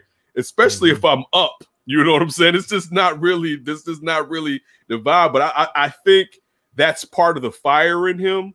And I'll say this too. That's fair. Just to defend him, we can't sit here and a lot of times be like, Allen Robinson isn't a diva. Allen Robinson isn't a diva. And when he does like little regular stuff, kind of like come down on him, like, I mean, he is a receiver, all right? Like he's not a diva. They are. You're giving the diva shield. All right, Kenneth, let me ask you this. They are deep. They are. Are you giving him $20 million a year? I would have. No, but now are you giving him $20 million? See, this is a catch-22 right here. That's why it really. And sorry to interrupt, but like I tie it back. I tie it back to what the Chargers did, right, with Keenan Allen. I debate because I look at Keenan and Allen in that same mold. Outstanding route runners. Outstanding. They don't have that extra home run gear, right? But what they do extremely, like, cornerbacks have to be really on their A game to match up with Allen Robinson every play in, play out. And Carl, to piggyback that, when you look at what's going on with the Chargers now, right? And you look at how well Justin Herbert is throwing that rock, win or lose, right? The thing is, Keenan Allen unlocks all of that from how he can get it on any part of the field. So it still doesn't hurt them that Michael Williams never became who the hell he was supposed to become, and they're still waiting for him, because Keenan Allen is one of those players that he's kind of like one of those key Green Bay Packers receiver that unlocks the whole locker room, the part, you know, saying the whole receiver core. That's kind of what. So Allen Robinson, I think, is akin to that. But this is my problem, Shane. Ryan Pace has insinuated in the past that he thinks he can quickly rebuild a wide receiver room. I don't believe that. Nope. So rebuild. He's never built one. Right. So if you're sitting there, because listen, this may be the best one you had, and we've only had 2 games. We don't even know what's going on in there, really. Right. Right. But so I could say that, but it's been 2 games. This may all fall apart. So now, if I had faith that he could do that, I would be willing slightly to be like, maybe not do it, right? But but it goes further. The reason of having a rookie quarterback in his rookie deal is so you could sign someone like this, right? But your cap is all messed up. Well, it's going to grow. The cap. I know, but it's still F a cap. Yeah, F a cap, and you can move stuff around, but still, we know the excuses. Wait, Phil, we know the excuses they're going to use. Yes, I don't think they want him back because he is that. Well, and they have the built-in excuse with all the dead cap money that they're going to carry. They have mismanaged the cap to the point that they have to choose between Allen Robinson and Roquan. I think that's really where they are right now, and it's Roquan. Who would you choose? Go around, Shane? It's Roquan. Kenneth? Oh, if I'm choosing between Roquan and Allen Robinson? Yeah. Oh, yeah, I'm choosing Roquan. Me too. So around the board. Youth alone. I mean, Roquan's your best defensive player right now. Right now. I think Khalil Mack pops. Not Khalil Mack. I meant to say Akeem Hicks. Yeah. Akeem Hicks still at time pops, but I think consistently every down, Roquan's your best defensive player right now. So go it's watch not even that a game question. again and it's watch. Not even Isolate on him that game. Just watch him. If you want to watch like a clinic of just where like a guy whose motor is constantly running, who is sideline to sideline, who is everything. That was Roquan. Like that game was so much fun. Roquan needed that. Yeah. Oh yeah. Play for his. He needed that home run shot. I like disagree though with Ken. I think Khalil Mack is he is so fucking like watching him on tape in this game. You'll just see. It's not all the time. It's not all the time though, Phil. It's not, and I'm not saying that he doesn't get double. That position can be completely washed with Greg Lloyd and Kevin Green. These 3-4 edge rushers need situations to rush the passer to get these plays that you see. But I'm just telling you what he did in the run game. Roquan, Phil. I'm gonna go Roquan on that one. But if you go back to Bilal Nichols' sack, that was all because of one guy. That was all Khalil Mack. If you go back, that's not what I said. No. I said consistently. I'm saying consistently. Not if we're saying who has the highest talent. Do in the Rams game really well. He was okay, Roquan. Khalil Mack was phenomenal in the Rams game, and he was great in this game. That's what I'm saying. I'm looking at, okay, does a guy come inside, take on a double team, and a guy wham blocking him? Two guys. Mm-hmm. Does he run when the whole length of the field when the balls are going away all the time? How does he deal with 3-step drops? 3-step. But just Phil, to get him out of the game. He used to beat that, though, Phil. He used to beat that. He beat it. He did it. Consistently. We used to see him beat it, Phil. We did see it, Phil. Consistently, he used to beat those odds. I don't see. I don't see this. I don't see the same guy. I don't see. No, I'm talking about the last couple of years, not just the 2 games in. Do I see the guy from 2018? Phenomenal. No, wait. Let me say this. I'm not saying he's. I'm not saying. What's his name? Saying Mark Sanchez says, "Where's the sack?" No. And then he starts. Listen to what I'm saying. I'm not saying. I'm one of those guys that doesn't believe some of the stuff that you start to hear, where it's like, "Oh, you're dogging it," and one of those guys that doesn't believe that you're not getting triple teamed. But still, the point. He used to beat those a lot. He did. Well, he also had Vic Fangio. Then he had Pagano. Then I can agree with that. I can agree with that. I can agree with that. It is about putting players in. Everyone's going wild. Guess what, Kenneth? They put Khalil Mack and Robert Quinn on the same. I know, side. right? Oh my good. And after 3 years of saying, "Why aren't you doing this shit?" That's how you do it. That's what other defensive coordinators do. So I'm just telling you, the tape never lies. Khalil Mack, what he does, obviously, a lot of people don't pay attention to the counters and the trap plays, but I do, and I want to see, does a guy wrong arm and rip through there and fucking completely destroy a center and a guard, and then everybody else, and that's why Roquan's getting out there. So yeah, do your fucking job too and make the play. Eddie Jackson, on the other hand, he's getting a pass every week. Now he made a fucking fumble play, but he missed completely broken down. Everybody can tackle except on that Jamar Chase touchdown, which was one of the worst. That's on him. Tackles I've ever seen in my entire life. Bro, 2 weeks after he's like, get paid, intercept passes. Everybody can tackle. That made me so upset. That made me even before the game. Even before the game, to see him say that and disrespect fundamentals just aggravated me, to be honest with you. Me too. Just to see him say, like, dude, you know how many people in the NFL today can't tackle? Yeah, like, forget the millions. There's so many players that can't. Listen, I'm surprised how many guys they get down with these shoulder tackles. Because I think about when I was playing, I was like, I don't even know how you do it.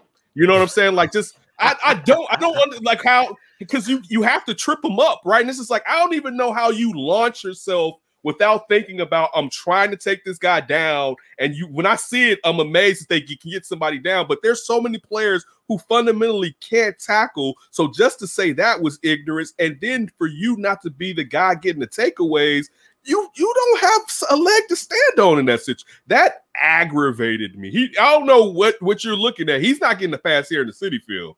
I'm gonna tell you that. I hope not. He's been getting burnt, but Phil, he's been getting burnt for years. Like at least a year and a half. To like people like Eddie Jackson has been feeling the once heat. He got paid. We've been calling him out. And if you know, we're both Alabama fans, Saban benched his ass. He said, I don't care if you're a team captain and you're not going to tackle because he you're wasn't not tackling playing. in. Right? He wasn't exactly, dude. And you know what he said? You know what he said? Greg Braggs was in the stands when Eddie was running off the field. Eddie looked up into the crowd and said, "Bear down. All y'all thought I was done." And I'm like, you just had one of the most pathetic plays that I've seen in 5 years, and you're running your mouth like that. That's the part. I mean, that is unsettling to me. Listen. I'm off, dude. To be honest with you, because I can't trust it. Yep. You know, the production slippage. Yep. And then it's just the lack of focus. That's the real dude. I'm trying to be calm, dude. The fact that nobody touched that man. All right, in the first game. Oh my goodness, it's one thing. Listen, for me, don't spit in my face and tell me you're trying to help me clean my face off. Right? Don't get blown. Don't blow a play. All right, you already messed me over. Dog, this the beginning of the year. You know how nervous are the butterflies in our stomach? We coming out here we opening this stadium up. Regardless they played here last year, we're opening this stadium up. They never had fans in here, right? Right. This team is looked at as being a favorite, perhaps, to maybe make it to the NFC Championship game, right? They got Matthew Stafford. They have this defense, right? So we got butterflies, man. We trying to come out here and prove something. You do that to me as a fellow teammate, right? Let alone the defensive player. And then you go past him and you don't just touch him after doing that. Because to me, that they were kind of like, now I'm not going to say they didn't think he was down, but they was kind of like, fuck it. Right? That's what aggravated me. It was kind of like, oh, it's you compounded the mess up. That's what made it so bad. You know what made it worse though, Kenneth? Talk about this. Tashawn Gibson's out there answering the questions, not being the highest paid player at the position or second highest paid now that the kid from Denver got paid from BC. It's a travesty on one guy that's putting up with that bullshit, and it's Matt Nagy. It is. You go out there, answer the fucking questions, just like I have to. This is what you get all that money for. Tashawn Gibson's lying that he broke down the coverage as well with Cooper Kupp going 15, no one around. When did the Bears get that? I can't even remember. I think it was 2001 Rex Grossman versus the fucking Bills that I saw a touchdown. Is that the year, Shane? 2001? Maybe it was 2009 or whatever. Well, Taylor Gabriel had one where he was 35 yards open and Mitch threw it out of fucking bounds. No, but back to Eddie. You remember, Shane, the off. This is his. Just forgive me. This is old dude statements. But you remember when he signed that contract? He was all over Instagram that summer, hanging out with a buddy, partying that had just gotten released out of prison, and spent his whole thing like him doing all of these things with his friend that just got, and it was really weird because it's like he got this payday and we used to see him working. We used to see him doing all this stuff. And all of a sudden that paycheck came in and it was like, he's never done the same. I've proven myself. It's the biggest issue with all these guys. You look at the worst contract of all time, Albert Hainsworth, right? Has that great year, gets paid. All of a sudden, I've got a good enough guaranteed slot. I don't have to necessarily go out and do this. And I am untouchable for 3 or 4 years because of my guaranteed money, and my cap hit makes it impossible. Yeah, maybe I'm not working at it. And you know, he's going to be a cap casualty if he keeps this up. Like he will win cars, because I don't think it's this year, because what is it, 18? It's next after next year. Yeah, and it's the same with Robert Quinn. It's 7 after next year, I believe, or something like that. Well, after next year, it's a wrap. He's got talent. That's the thing. He just doesn't have pride. If you put pride or player, heart. You have to put a player and hold them accountable, Kenneth. That's why I said, Phil. He got to get cut in front of his peers. But put you know, Houston Carson out there and say he's benched just like Nick Saban did. But you know what? NFL baby, you got to play. But wait, real quick, Shane. Yeah. The problem with that, Phil, is you got to be that guy from day one, because it's fake. Right. It's fake if you flip into that guy. So now when you sit there and Matt Nagy, if you were holding guys, because you know he's going to say, and us, He's going to be like, so you treat me different from everybody else. And partially he should from the amount of money that you're pulling in. Yeah. But Matt Nagy has to be that guy from Jump Street that's going to be like, you know what? Instead of trying to be buddy-buddy, where it's going to be like, listen, I'm a drag your ass. I don't even know if from how Matt Nagy has treated him, if he did that, if he can pull him out. I think, and to be honest with you, I think if anything is going to snap him out, it is getting cut one day to know he has to reapply himself. You know what I'm saying? That football can be taken away from him. Javon Wims, Miller, these guys that we knew were immature, that lacked accountability, and were basic frauds. That's what it is. That's what you are allowing this to happen. You've abused and neglected this kid who has all this talent, who clearly can make plays. You have to hold them accountable, even if it's, you know what, Eddie, let's help Matt Nagy out here, Kenneth. I woke up today as a different coach, and I'm going to start fucking holding people accountable because it's my job on the line. It's my name on the line. You think you're going to go out in my field and play like that? Then everybody has a message. And they start laughing. Clear. Then they start laughing and kikiing. Then he isn't the guy to begin with. He's not, but look, listen, to be honest with you, when you talk about defensive production, now this is my opinion. I'm not saying this is fact. Okay. I think defensive production slipped partially because it's only so much you can do when you know the other guys are supposed to pull their end aren't going to pull their end. All right. I mean, if you ever play football and know you got to put your ass on the line, all right, like literally go out there and you may not come back. Well, first of all, you're not going to come back the same. But I mean, as far as really getting hurt, all right, and you got a side of the ball that's like, man, we you know we can't do nothing. For me, from being a player in high school, my offense sucked.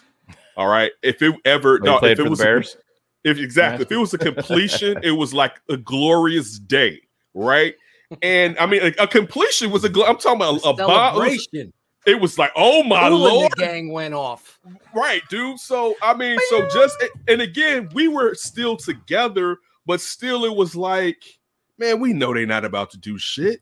You know what I'm saying? Like, we knew they weren't going to do. So how can we like there are parts, especially beginning early in the year, where I'm sure we all flying around like, fuck it. You know what I'm saying? Yeah. And I'm not going to say like me. I think anybody you get fatigued. All right. So like, and especially you just growing and getting your mental in focus.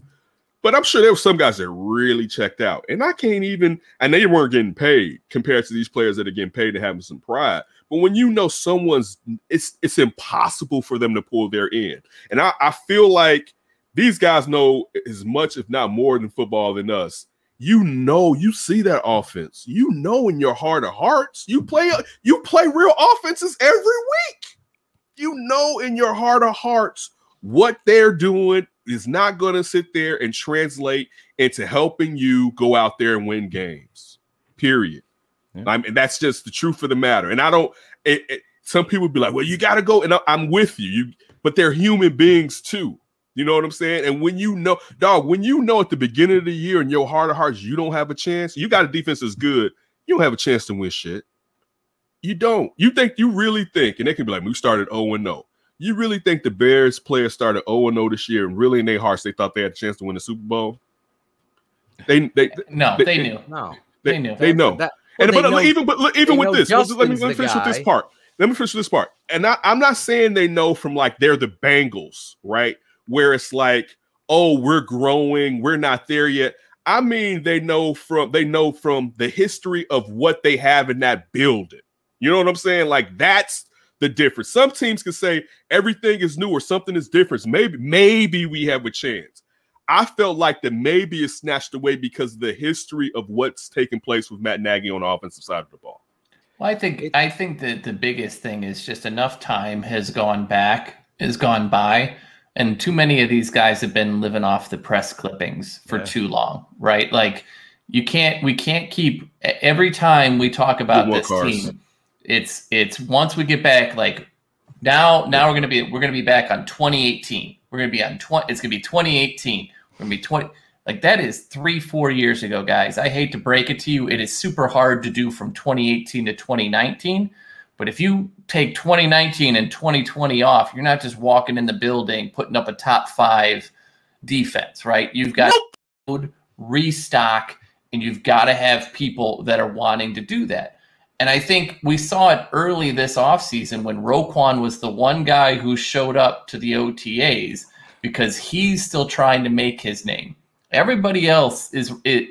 He wants that new paper. He wants he's about to get paid. He's trying to get paid too, Carlos. But I think he strikes me as someone like he hasn't made his Pro Bowl yet, right? He hasn't gotten the accolades that he deserves. He's trying to go out and make his mark.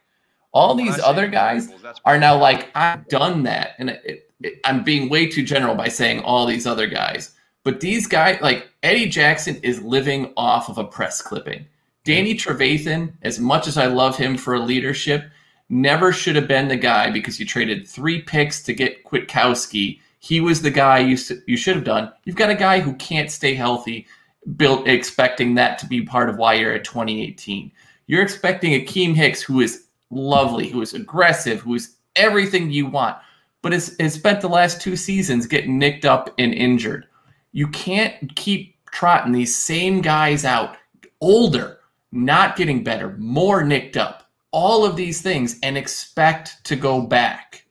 And that's what we're waiting on. I got to push back on you though, Cars. Go right ahead. This is kind of sometimes when our biases pop out and we have an affinity for a player. Just like when you were talking about Eddie Jackson and his buddy getting out of jail, and I don't give a fuck who he hangs around with. Right. But let's not, because sometimes this is what we're doing with this narrative on Roquan. Roquan went off the range a couple of years ago, and now we're absolving him for that. So when you're saying that he's only doing it, he has to reprove that he is the player that's supposed to get that contract. Because if you asked me 2.5 years ago, I'm not giving him nothing. All right. That's why I said he needed that play. I know. I'm with you. I'm with you, Shane. Like, no. So I can't just make it all about Roquan is doing this just from the gusto of the team. He has to prove himself and reassert himself to the place he was going to be before whatever took place, whatever he was doing. All right, because he's hungry to do it. But you're going to be hungry too if you haven't gotten that first check. And let's not forget, because of the holdout, we know he like that check. You know, and I'm not dissing him because if I'm him, I'm doing exactly the same thing to get my check. But in saying that, I'm not going to say like, oh, he's just doing. And I'm not totally saying that he's not that guy. I don't know in generally what motivates him and what keeps him going. But I'll say this. Clearly, he's a smart off the ball linebacker, which also seeing the fact that the play calling is shifted into his hands makes you feel even better about putting that investment in him. And you know that usually he's available. He has been nicked up. Let's not forget he has been nicked up. But you know, just as far as the physicality and the football IQ, you're not worried about paying him. I will say this. There's a slight fear because I never found out what really happened, that what happens when he gets paid, but I hope he just outgrew that. You know what I'm saying? And he's wiser from whatever took place, because we've all been just silly young men at one part in our lives. And luckily, none of us were being recorded and we're rich, you know what I'm saying, at 22, you know what I'm saying, basically. Right. But still, I want to just still point out the facts and just not make it seem like everything he's doing it for the passion of the team, that there's still, and rightfully so, there's still some selfish parts of it, because all of us want to secure the bag for us and our family. Oh, yeah. He's the one guy that's on the up and up, right? Like he's the guy trying to do Center podcast. Hey, real quick. Davis show. I don't want to get in trouble with Miss Davis, so I wanted to check in with Kevin. But I just want to say one thing. I'm always on the bad. I'm not even blame. It's fucking Cars. Listen. She saw what was going on today. Real quick, I'm going to make a prediction here on Eddie Jackson, and I'm not a pro Eddie guy. Prediction? Yeah, because if you look at Matt Nagy's post-game conversation within the locker room when he was talking to his players, he specifically went out of his way to mention every single player that had a turnover. I don't give a shit about Gibson picking the fumble up. Eddie Jackson created the turnover. Matt Nagy never mentioned his name. He mentioned Gibson. You're right. He so did. I thought about that too. I think that was a little bit of, you know what? Go fucking sit down. He mentioned it this week though, Shane. But I'm with you. When he did it, I was like, you didn't say he initiated the fumble. I thought the same thing. My argument to this conversation on the phone was, it was Matt Nagy just not paying attention. Only he got the ball. He got the ball. I think I was in my place. It was calculated. I do. I think it was. Hey, Matt Nagy, you're right. Matt Nagy's got a little bit. You can disagree with him a lot and everything. If you go back to, who was the guy that did the podcast with Dan Weeder? There's hope, guys. Rich Campbell. Yes, Rich Campbell. He was talking about Mitch making difficult throws or special throws. And Matt Nagy got pissed off in the press conference because he wanted to know what throws he thought were special. 2 games later, Mitch made a special throw. Rich Campbell asked him, and he goes, "What did you think about that throw?" And Matt Nagy, I have the clip on my phone. I'll post it for the Patriots. I know exactly what you're talking about. He turned to him and he goes, "I thought it was a special throw." And he looked Rich Campbell right deadpan in the face and then went right on to the next question. I think I don't know. Maybe I'm wrong, but I think you're going to see a little more inspired Eddie Jackson versus Cleveland. And we know that Baker can be Baker, and Baker can throw the ball around the yard, and he can throw some crazy picks, especially under pressure. My prediction is you're going to see a little bit. I'm not saying he's going to maintain it, but I think this weekend you'll see a different Eddie Jackson. Shane Marsaw calling out. I think that stuff matters, man. I say this, right. Shane. I'll say this. I think, and this is going to what you said earlier, Phil, and I'm along with Shane. I don't know if it's going to be consistent. I think we're going to have the best Eddie Jackson we've had since 2018. I'll say this. I would like the turnovers, but I want it to be more fundamentally sound, like that tackle of Mixon when he shot past, when he got up in there, against the receiver. I want more of that as far as just sound football, because that's more important. You know what I'm saying? And I don't even know what type of angle he was taking on that pass to Jamar Chase.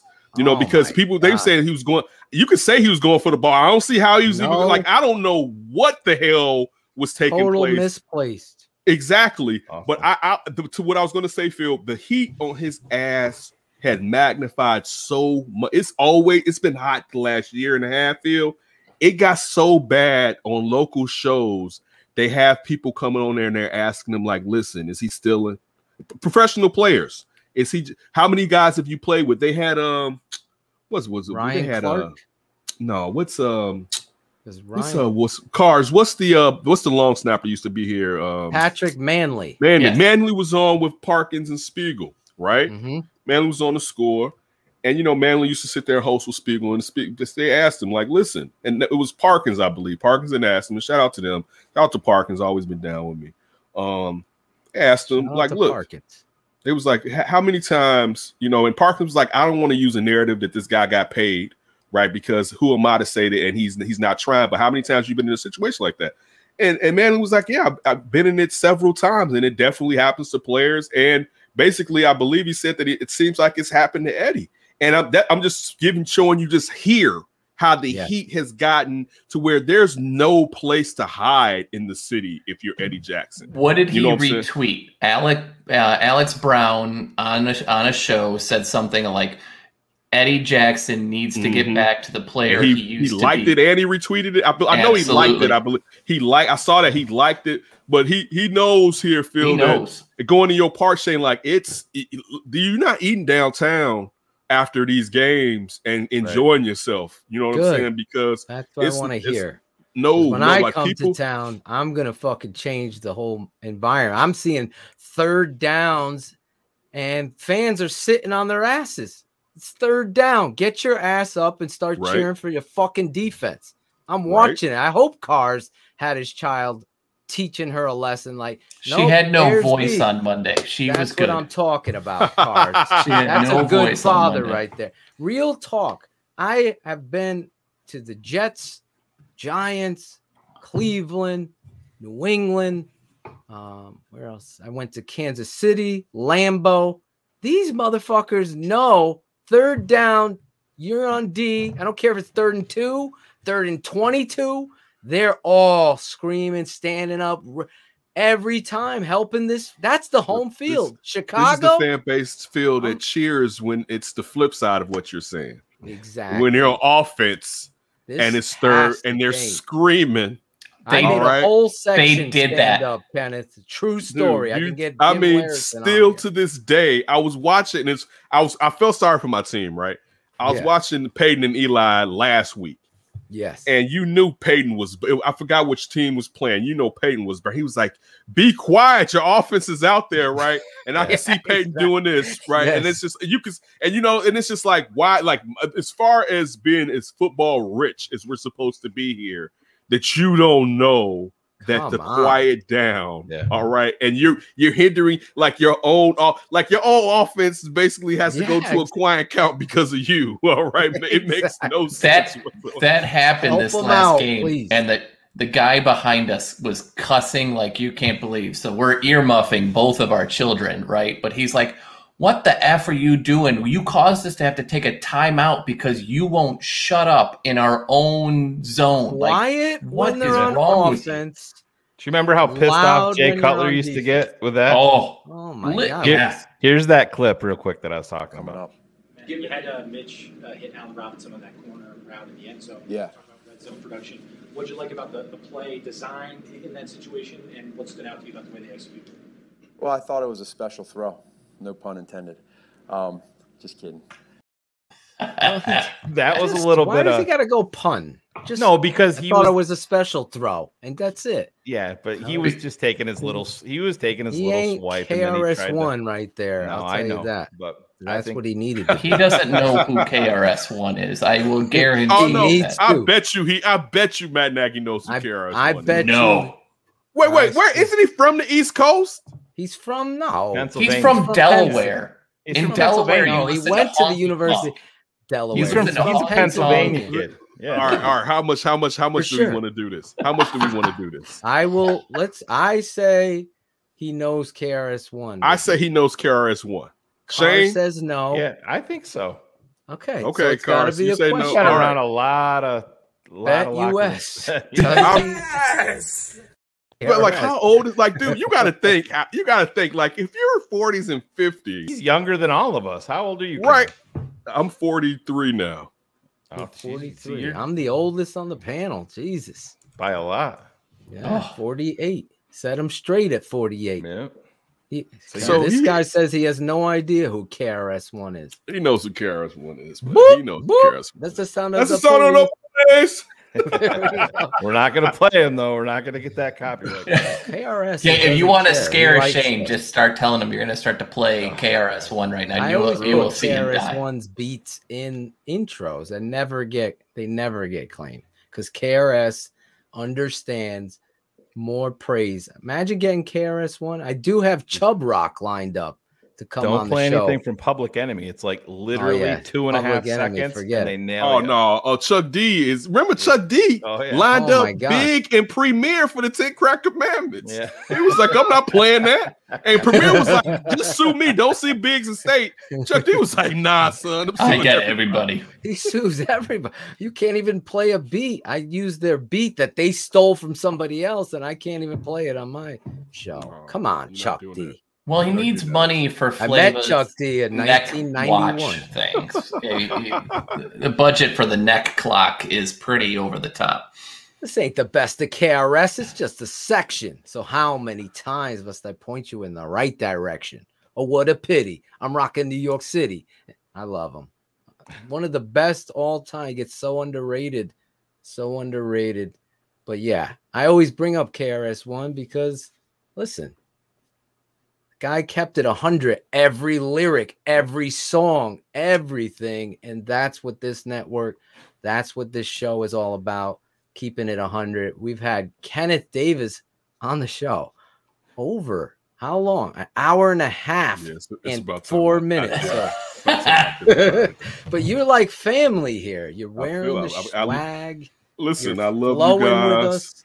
I love the community. Shout out to everyone. I hope everyone's safe. Shout out to special. I don't want to even harp on anything, but a special person out there that needs everything that we can pass along, and we all know who that is. So shout out to that young gentleman.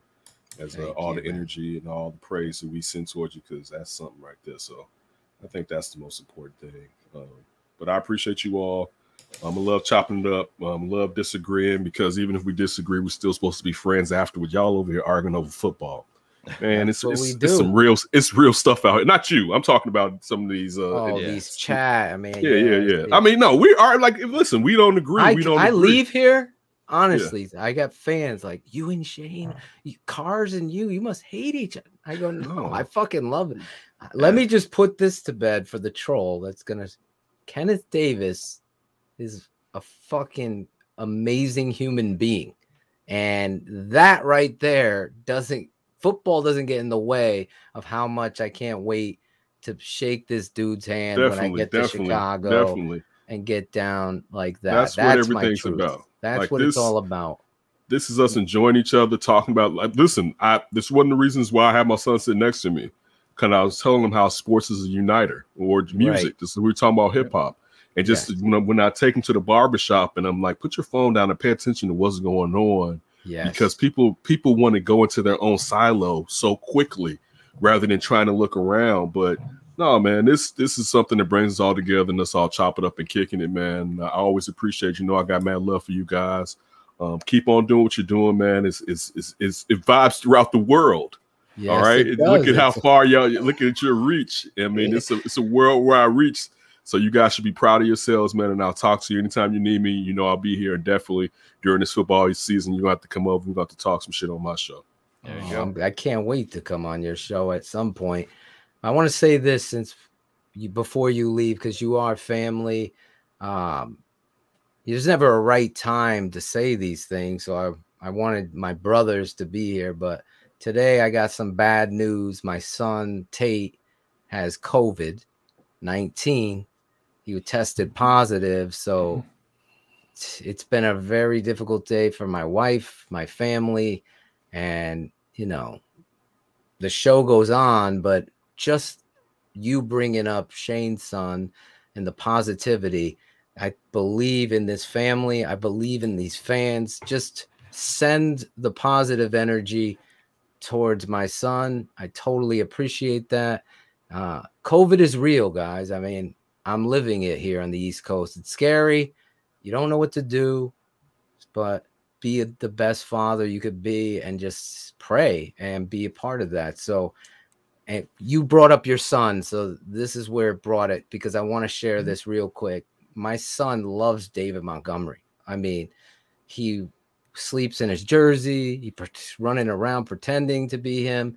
And Daddy, I also love Justin Fields. So at 7 years old, he's trying to ask me for permission. I go, you could love them both.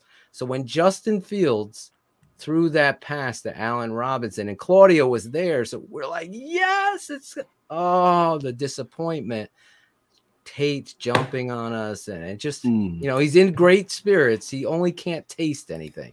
Just keeping it 100, transparent. He doesn't have a fever or anything. We pray that, but just keep us in your thoughts. This network has been a positivity. It's not a competition of who has worse. No. This is about life and education and constant truth being told on this network. We've all made our mistakes, but I refuse to not. So Kenneth, when I say I love Kenneth Davis, like, that's a real love that I've never met. I don't never feel like it's BS. I feel like it's straight legit, and it's back at you, to all of you. Speedy recoveries. Thank you. For everyone. Energy to your families. Give that young man fluids. That's it. Keep him going. We have to isolate the house. It's right. I didn't even think about that. Right. He has a twin brother, so his brother's not. He's negative. He's positive. So now they got to stay away. And to buy that second PlayStation for downstairs. I bought a PlayStation today on the way home. Snap. I'm like, Steph, I gotta get permission. That's daddy right there. I put it right on the charge. I'm like, I'm gonna get him a play. I looked everywhere.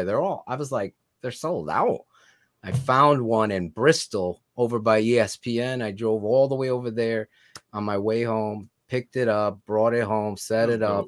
that's why I had to leave here during the show, because my wife's like, it's not working. So I had to go out there. Oh, tech support. I'm a Michael. I'm a Michael. Team Xbox. Well, all he knows is PlayStation. Oh, I'm really? PS. I'm PS. Team Xbox. Oh, Team Xbox. damn, Shane. We were vibing and you had to throw the whole damn thing away. Shane ruins everything. That's what He we learned. does. He's Hey, always listen, argued ruined about that. Cars He's is always a new argued that. convert to PlayStation. Don't let them fool you. That's right. At least now they can cross play. Cross streams. Yeah, now we can cross streams. This is the Ghostbusters now. That's a different. Never cross the street. Small bathroom. I grew up. I feel you. Listen, I thought about that too, Shane. That man, my brother and my cousins. Playing Ghostbusters. Don't cross street. Fuck my bathroom up. Banum. Yes. So thank you, Kenneth. You are a pleasure. Honestly, love having you on. He's Kenneth Davis. You could listen to him on NBC Sports Chicago Under Center podcast. Always killing it over there. Give them a shout out and let Kenneth know that you heard him here, because he already knows how much we travel, as you said. But the thing that separates Kenneth, as we let him go, and I say shout out to your wife as well, is that Kenneth always gives credit to everyone he's heard it from. And I stand on that. I said, if I ever make it and I'm the next David Kaplan or whatever, I will always make sure that I appreciate everybody that I see doing it the right way or saying it, and they said it first, and that's what I knew. You are a stand-up human being, a great man, and I'm glad to hear you're taking your son under your wing and saying, no, you're going to watch this game, because I think it's history in the making now with Justin Fields. And I know my son is excited. Gotta let him go, dude. His wife's going to take away his PlayStation. That's how I let him out. I let him go. Like, you don't understand, honey. Phil was telling me how great I am. And she's like, yeah, screw you, pal. Screw you. I'm out. Listen, right, again, I'm out, guys. Appreciate it. Everybody be healthy. And I'll see you guys. I'll see you on here. And, I'll talk to you through social media, through just texting, whatever. You all be safe, man. I always appreciate everybody out there, man. Have a good one. Thanks, man. You too. Thank you. He's Kenneth Davis. Gotta love him. He's the man, the myth. Phil. Legend. He had fire. Check this out. Breaking news. The tape never lies. Network breaking news. And this is actual major breaking news. I thought you were breaking balls. Update from the NFL. Yes. The current plan is for the All-22 film to return this Friday. Thank you. I reached out to Mike Florio of Pro Football Talk, and I wrote him the news. Really? Pro Football Talk.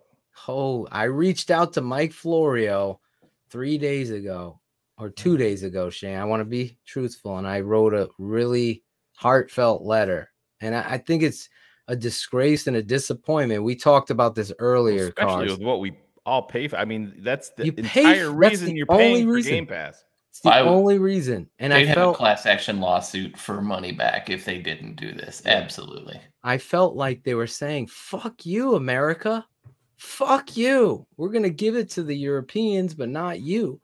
And it's been so difficult. I have nothing but fucking highest of praise for our guy, Berlissimo, for he sent me all the cut-ups, and then I put them together and do my shit with them. But otherwise, there'd be no unveiling of what we do here on this network. And that's the staple. So that's huge, Shane. Huge. So then I can get back next week to doing what I do and not having to rely on Berlissimo, even though I love the guy. I haven't seen him in the chat tonight, but it's really ridiculous. Thank God it's back. Thank God. Thank God. Honestly, it bothered me so much. It really did, because That's where it never lies, right? That's what this network is about. The tape never lies. I mean, as soon as it comes out, I start getting to work. About Khalil Mack. That's what exactly, Kenneth. That's when I can show you you're wrong about Khalil. And listen, Kenneth Davis, Cars, so many of you fans. I mean, this network, Caden Whitlow, one of our producers who produced the Open, you know, he pointed out we're like 5,000 views from 1 million. 1 million views on this network, Cars. That is crazy in reality of what it is. So tonight, this show, which had over 685 To be people fair, I was live. only responsible for about 7% of those. So I've been told. Oh, wait. Wrong network. My bad. Big plays are nice. They're good. I'm such a dick. Yes, do you guys the old feel network that? Do did- you guys they did feel say that to you. Do you guys feel the nip in the air at all, Phil? Because autumn is in the air. And you know what that means, right, Phil? What does it mean? Well, it What do means you that have? it means that our producer should be getting the Manscaped read and banners ready to go. Claudio the barber. Claudio Caden actually just Whitlow. took out a razor. We're not even gonna. No, Claude, you don't. We have. We can't Please answer that. You jackass. Don't shave Put on your air, pants on, Claudio, bro. please. Dear God, nobody wants to see. Lord, listen. Oh, we have 4 producers. Producing what, Claudio? What There are you it is. producing back there? I'm producing laughs right here, bro. Yeah. Oh, yes, autumn is in the air. The pumpkins are in the patch, and our friends at Manscaped are here to make sure you don't carve your pumpkins when you're grooming. If you know what I'm saying, make sure you keep things fresh this fall with the leaders in male grooming and their brand new 4th generation performance package. Boys, get ready for the cuffing season like no other. Ready to take the leap into fall with Manscaped? Join the 2 million men worldwide using Manscaped by going to manscaped.com for 20% off plus free shipping with the code KI100. Their 4th generation trimmer features a cutting edge ceramic blade to reduce grooming accidents thanks to their advanced skin safe technology. Claude was going to show us that up close and personal. Thank God we didn't put him on there. It also gives you the ability to turn the 4000K LED spotlight on and off when you need for a more precise shave. Plus, it's waterproof. Yes. After trimming the pumpkin patch, Phil, and whacking the leaves, give your balls a boost with the Crop Reviver. We know a 22-year-old that could use that, right, Cherie? Right, Cherie? What on God's earth is going? Cherie's on the prowl again. Anyways. And threw in 2 free gifts to their Performance Package 4.0, the Manscaped Boxers and the Shed Travel Bag. Get comfy on the home front and go this season. Get 20% off and free shipping with the coupon code KI100 at manscaped.com. That's 20% off and free shipping with the code KI100 at manscaped.com. Make your balls a priority this fall. Choose Manscaped. Your balls will thank you. Thank you. There he is. Great job with the read tonight. Manscaped. Listen, before we get into bear up, bear down, let me just say this. We're going to breeze through these too. Everything. Yes, we are going to breeze through these. Bear up, bear down is coming up in a second. But this Saturday, like every Saturday, we have the tapeneverlies.com where you can become a patron. You want defensive breakdown. It is a coach's clinic. We break down the defense and break down some critical plays, pop-up shows, analysis with the tape. As you know, the tape never lies. Those patrons will tell you there's a reason why there's over 650 or 663, I think, today. We have an amazing fan base. If you want more details, it's X's 665. Look at that. 2 people signed up during the show. X's with the O's every Saturday.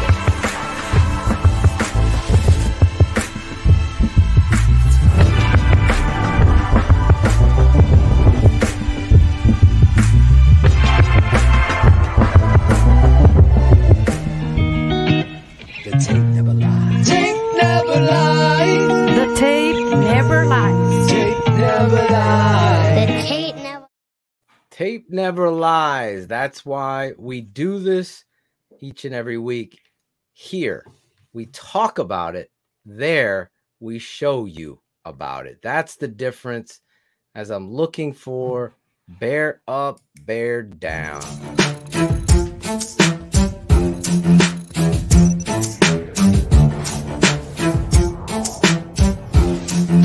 Philatogen, Shane Marshall, the Tape Never Lies Network. A bear up, a bear down. It's Draft Dr. Phil and the smartest man around. A bear up, bear down. It's Draft Dr. Phil and the smartest man around. A bear up, a bear down. It's Draft Dr. Phil and the smartest man around. A bear up, a bear down. It's Draft Dr. Phil and the smartest man around. A bear up. This week, Draft Dr. Phil and Shane Marshall, the smartest man. Bear ups and bear downs of the week. Bear up, bear downs this week. Every week we go bear up, bear down. Bear down is unlike the Chicago Bear fight song, which needs an upgrade. It is the negative. Bear up is the positive. We go around the table. We're going to keep it to us three tonight to make it go faster. Shane, that's what she said. Bear, we always start with the negative. It's dyslexic in that way. It's bear up, bear down. Bear down being the bad player. Shane, who's your bear down player this week? My bear down is going to be number 4. He had the chance to step up. He made some tackles, gave me a little bit of confidence, but man, how do you do that? Especially a week after LA. Exactly. And then you're only going to make it worse when you're running off the field, essentially mocking the fans. You know, all y'all thought I was done. Well, dude, you just made a ridiculous fucking play, and now you're looking for respect from the fans that you're mocking. So Eddie's got a lot of growing up to do. You know, I think he looks at it like he lost a lot of money when he broke his leg. He dropped to the 4th round. He went from that 4th round paycheck to top number 1 paid safety in the NFL paycheck. And he's not mature enough to handle it, obviously. I'm not saying that he's getting in trouble off the field, but just as concerning is laying down on the field, not doing your fucking job after you get paid. That's just as egregious in my book. So Eddie Jackson, I think you're going to make a lot of appearances on this portion of the segment this season, unless you pull your head out of your ass. And like I said, 15 more. Yeah, exactly. So Eddie Jackson, you're my bear down. Good pick. I love it. Mr. Cars. You know, it's super hard to unfortunately choose the down, but I'm going with Cody Whitehair.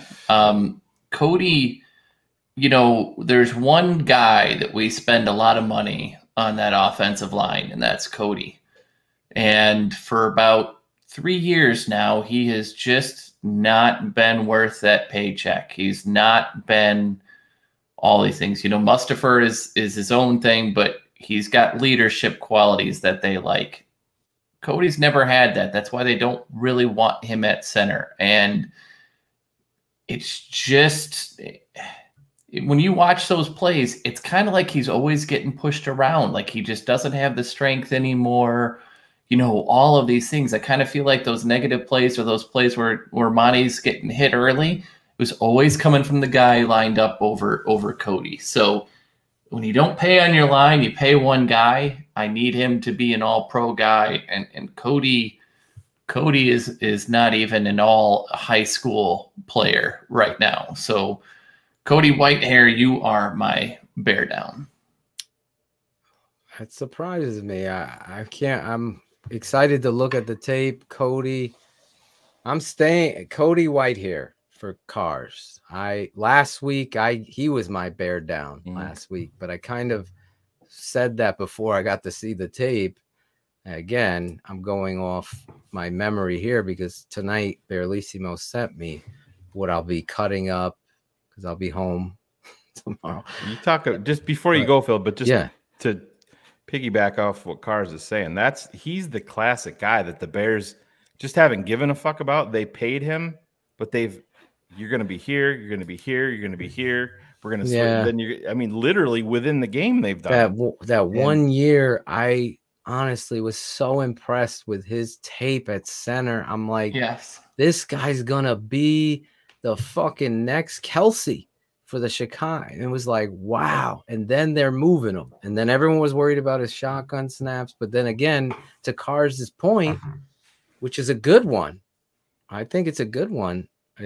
He doesn't have that vocalness about him, like that draw. That. Yeah, and he came in fat.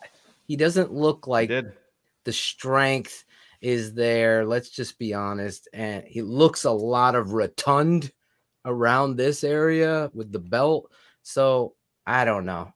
I see it. I get three of the most talented offensive linemen the Bears have had over the past, decade plus in terms of talent are Cody initially, James Daniels, and Kyle Long. Yeah. And what have they? What's been consistent in their careers as a Bear? Move them around, moving. It's a great a defense for Cody, but I think Cars, as much as it kills me to side with Cars here, timestamp this. Timestamp. Breaking news. The Tape Never Lies Network. Breaking news. Hell hath frozen over. the first time this has ever happened. There you go. So let me go with mine. I'm staying there on the offensive line. I see a lot of people going where I'm going, and I'm going to stay there because that's what I felt watching the game. Sam Mustipher continues to be soft at the point of attack. Now, soft as what? Fetty saw that get used this week. Soft as baby shit, and apparently people are listening. But yeah, Sam just has to be able to understand fronts. I'm going to be breaking this stuff down tomorrow, but what I saw so far is Sam getting pushed back. Everything that I've had concerns with, and that zone scheme where you have an inside defensive tackle shaded to the guard, that's your responsibility. I know there's a lot of people saying, well, Olin said this and this said that. To my knowledge of zone scheme, zone is block a zone. Your next man over. The guard isn't going to block back if you're running inside zone. You gotta fucking step to the right. This guy just goes right by him, and then boom, Williams is getting hit and dropped in the backfield. Then there's a play. I mean, you saw it in the Rams. He's getting bullied backwards, standing straight up. He's got to be more physical and more. I can give a shit. Like, I've been around a lot of centers that are rah-rah guys. And, huddle! Everyone over here is the huddle. They can't block worth shit. I don't care how much of a leader you are. This is at that position. You got to have a nastiness. Listen, you have to know what the other people are doing. Exactly. And he doesn't.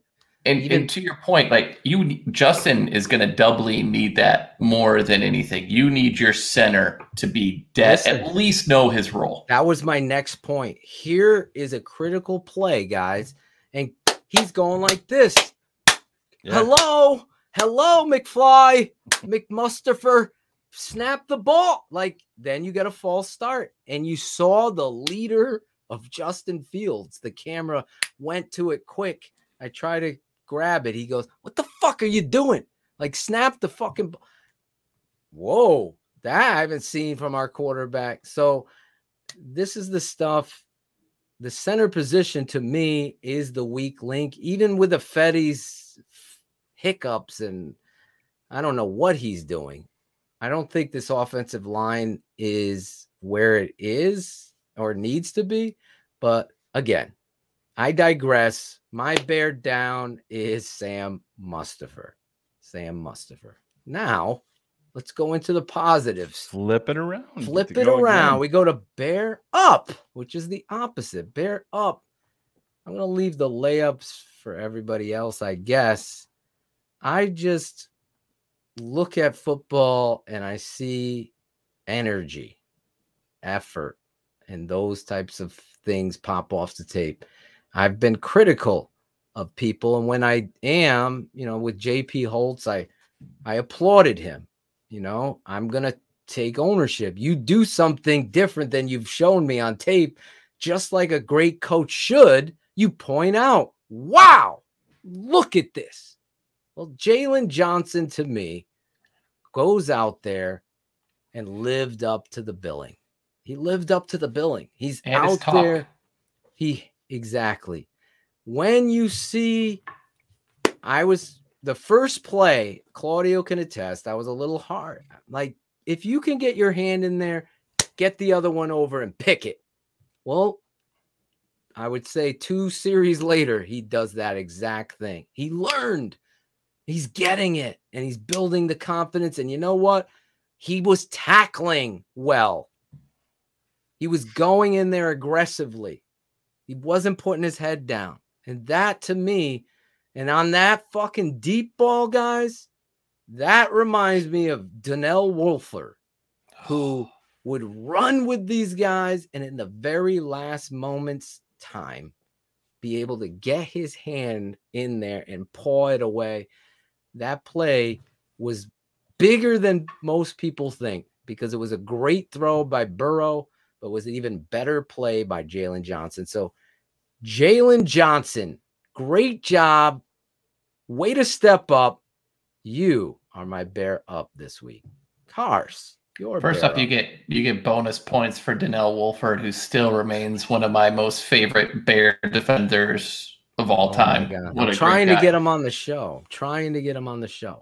Oh, listen, I'm taking kind of an easy route, but for me, it for sure was Justin Fields. I mean, what you called out, and you kind of saw it continually when it was the false start because Mustipher didn't snap on the Allen Robinson drop, shortly after one of the Mooney drops, after Jimmy Graham couldn't block, again, using another former message board, couldn't block a bull rushing Estelle Getty or Betty White at that point with that block on the outside. It was just unacceptable. The way that he communicates, the way that he is on the sideline, the way that he's involved, the way that he's talking with everybody about what he sees. You always are going to have these moments where the coaches are coming to him, but watch the field, watch the sidelines if you get to go to a game and see the way that he's communicating with other players. The last couple of quarterbacks didn't do that here. And so it was a big deal to see this young kid come in, take control of the huddle. Were the results perfect? No. Right? We obviously know that. Was he let down by his people? Absolutely. But did he keep giving them chances and keep making plays to keep that offense in the game and moving forward? That's everything I want to see out of a weird situation like he was in. So absolutely, for me, Justin Fields in my cheater bear up. Nice. I like it. And I agree with everything he said. So if you want to drop the breaking news twice. This is crazy. I'm buying lottery tickets after this. One other point on top of that. I don't think I've ever seen a young player tell somebody, what the fuck are you doing? And know that he's in that position. That moment for me when he's yelling at Mustipher. It's confidence and knowledge. That's listen, I played this game. I've been around a lot of great football players, and I saw Wayne Corbett. It was my teammate. I just saw him just be like, give me the fucking ball. Like, those players just know. And that's where you need to be. And Justin Fields, I think, is going to shut up a lot of these fucking blog boy fucks that had a narrative. They had a fucking narrative written, and they don't understand Mooney's drop, Robinson's drop, and the Cole Kmet pass interference changes the whole narrative of his performance. Football people understand that, because that was the worst offensive pass interference call since I have a play. I know Shane hates this, but against Philadelphia Eagles tight end, what was it with the G? What's his name? Dallas Goedert. Goddard. He's going against the Cowboys or somebody, and he breaks out and comes back inside, does exactly the same thing. They throw a flag, he scores, and it's the difference in the game. They call offensive. No, it wasn't. Same fucking thing here. It's terrible. The blog boys, fuck the blog boy. They're so, I want to play the song for the whole song, but we don't have tonight for the whole night, but fuck them. Maybe I will play it out of here. Fuck a blog boy. Real. Not right. We'll save it. We'll save it for later. We'll see. Yeah, I'm gonna. But you gotta do your thing, Phil. At the end. What's that? Oh, I didn't do it. Oh. That was Cars' thing. Oh, was it Cars up? Yeah. Cars, you gotta go. Who's your bear up? Justin Fields is my bear up. He'll get it someday. Yeah. Greg Braggs is like, what the fuck, Cars? Don't you know the game by now? He just right, there you go. Edwin is right. I do need an energy drink. I need a fucking case of them. There's hope, guys. There's finally hope, Shane. You are the last one. Yeah. I have the game on right now. I've been usually during this in season when we do Keeping It 100, I'll put the game on from the previous week and watch it for the third or fourth time since the live feed. Yeah, exactly. 5 times. But I mentioned it earlier, and I think it's very important just for this guy's general psyche, because listen, tackles are one thing, and you can go back in the history of our network, and I mentioned it. I needed more splash plays from Moquan. You know, you needed the sacks, the strip, the fumbles, the picks. This dimension here is. Yes, exactly. I damn near did that when he housed that. But no, for him being still such a young player, 24 years old still, he's going to be one of these foundational pieces that is going to grow on this team, just like Justin Fields does on the other side of the ball, just like Jalen Johnson does. He's a foundational piece. In 5 years when Khalil Mack is gone and Akeem Hicks is gone, he's going to be hopefully one of the best, the pillar piece. Yeah, one of the best, middle linebackers to continue the lineage in Chicago. But this could be a turning point for Roquan. I really think so in his career, where it spurs him on to, really, really big things. And I think that's why it's critical that if you're close on a deal, I think you have to pay the guy right now, because if you extend this out,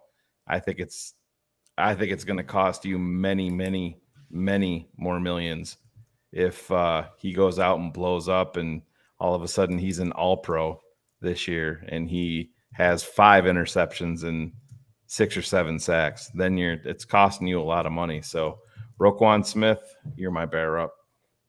Great job there. Can I reinvent my bear down to Ariel Cologne, who's back again? He can't. No. Ariel Cologne. I saw him earlier. Oh my God, Ariel! Save the humor for Shane and Phil. Save your jokes. Suck. Nope. Yes. Nope. You're not funny. This is his joke. Cars was this straight A student, and the other 2 were dropouts, which totally goes against the fact that I went to Hofstra and graduated from college. Yeah. Thank you, Ariel. I did drop out. Thank you for your joke. I got kicked out. It's fine. No big deal. It's actually the opposite. Hung out with Ariel's mother the rest of the day. It's like, don't joke. Like, you're not good at it. Yeah. I like it, Ariel. I don't understand their problem with it. Let's throw curls, curls, curls.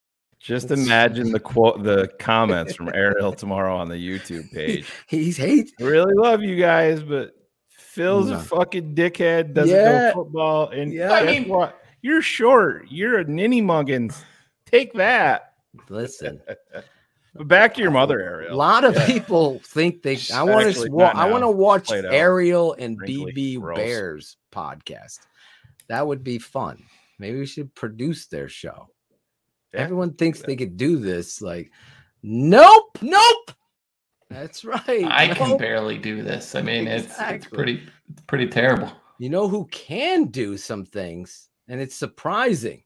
Ariel's it's mother. Back. Oh, wait. Is this another segment? I'm sorry. You don't give a fuck that he smokes weed. They all smoke weed. Smoke weed every day. Hey, cut it out. What are you talking about? Yeah, you must have been at the top of your fucking class. It's Claudio the Barber. Cut it out. Cut it out. Cut it out. Just cut it out. Cut it out. Cut it out. Cut it out. Cut it out. Cut it out. Cut it out. Cut it out. Cut it out. Cut it out. Cut it out. Cut it out. Cut it out. Cut it out. Cut it out. Man, cut that shit out. Cut it out. Cut it out. It's Cut It Out with Claudio the Barber. Hey, you gotta let me talk, Phil. Hey, you gotta let me speak. Claudio is gonna be bringing a new sense to keeping it 100. It's Cut It Out with Claudio on the Tape Never Lies Network. Oh, it's back, ladies and gentlemen. Baby, by the unpopular scissors. demand, it's fucking back. Yes. I love that Italian music you got in there, bro. It's fucking, it gets me hyped every time. There you go. Listen, Who's this guy? Who is this? I mean, I don't get bear up, bear down. Like, what the fuck is that? We had to go quick. We got to go quick. Listen, all right, real quick.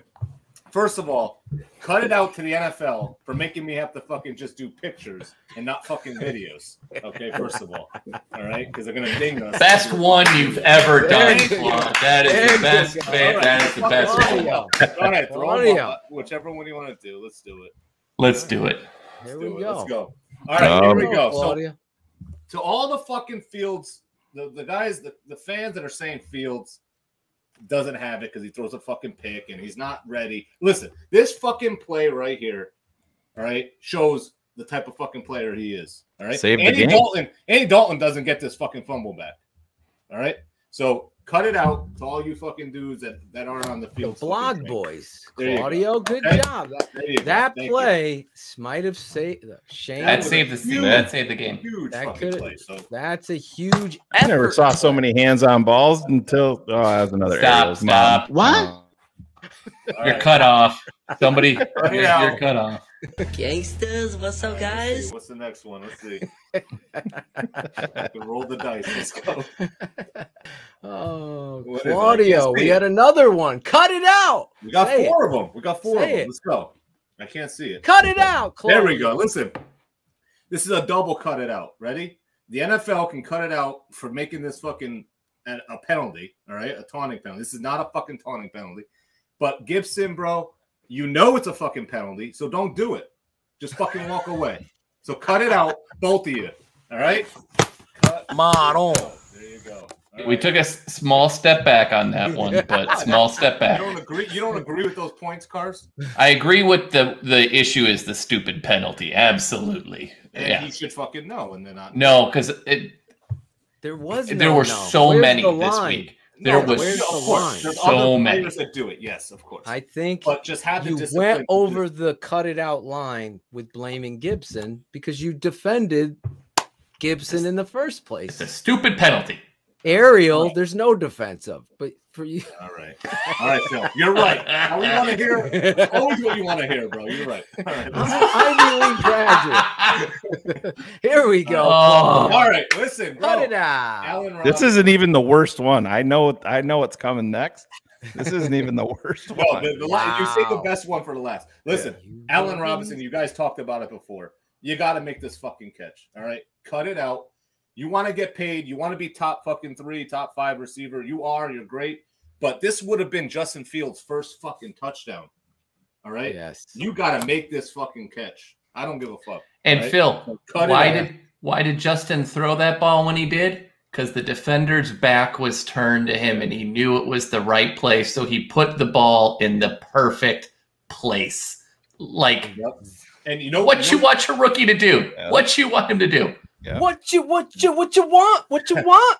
Yes. His You're ball, 100% right. listen. Anticipatory passes. That pass, you know who that pass reminded me of? Russell Wilson. Russell Wilson's passes To Tyler Lockett. Something like that. To Tyler Lockett. Fucking punt. It's like a punt. It's just coming. That reminded me of Jeff Blake back in the days. No one wants to bring him back. I love The Jeff Bengal. Blake. I Because they were my caught a pass second from team, Jeff Shane, Blake. remember? Yeah. Dude. Phil was throwing Jeff Blake bombs the other day. Tate was dropping them. Oh yeah. Poor I was Tate. throwing it out of it.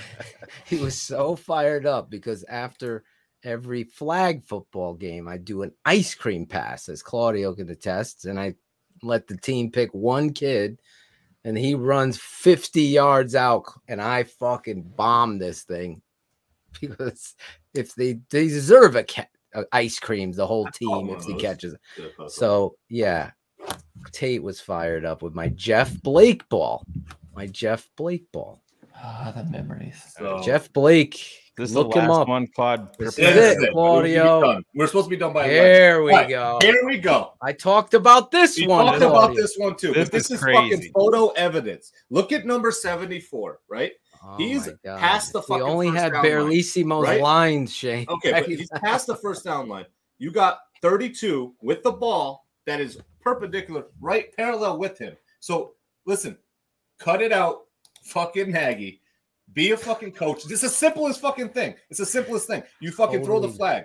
You throw the flag, and it's it. That's what it's for. You collecting them as a fucking souvenir. You fucking throw it out there. I'm going out on a Right? limb. So That cut that fucking shit out. Claude hasn't used perpendicular in what, 12, I'm 13 saying years? the same. Did you look That's that my word word up? of the day, bro. It's my word of the day. That's the word I'm using. Claudio's word Looking of the that day shit up should be a before. segment, Fuck, I'm dropping Jackal. perpendicular today. No, but Claudio's come on, bro. word That of was, the I mean, day. I didn't even need a still shot. I was watching him with you, Phil. I mean, it was obvious. Oh That my was God. Ariel's mom's favorite position. We did the fucking perpendicular. Oh, Jesus. Oh shit! Put that in the fucking comments, Ariel. God, This convention here is called the Cobb Quickie. Mommy loved the perpendicular. Oh my God. The wrong thing to do is try to be funny in the chat. It's like this. What are the whys, right? Claudio. Why are you trying to be funny? That's That is it. why. Yeah. Claudio with a return. The return. It would have To been cut last it week. out. I had it ready, but the video. Caden giving thumbs up from Caden, the producer. Nice. Cherie, what's Thank your grade, Cherie? You like She's it? Up and down. Uh-oh, she doesn't like one of them. You don't like one of them? Also, Ariel's mom's favorite position. No.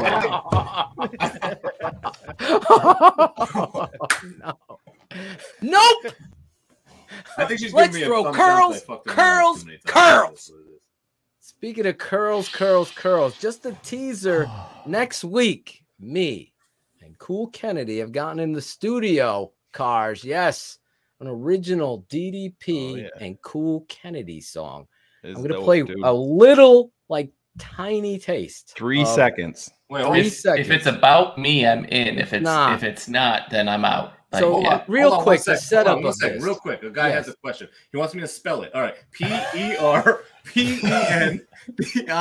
Yeah, you wrote it in the fucking chat. Perpendicular, motherfucker. So everybody was asking, because my rant, I go insane. So curls, they're like doing parody songs. So I reached out to Cool Kennedy and I was like, listen, we ain't doing a parody. We're doing an original song. And just like the Cool Kennedy that I know, I said, I want that in the hook as Will Mookie Hill makes his move. Listen, 3 seconds next week. The song is done, Cars. I just didn't, with everything going on with my son now, everyone knows with COVID and the whole day, I couldn't get it done for tonight, but I am going to give you 3 seconds. Bubble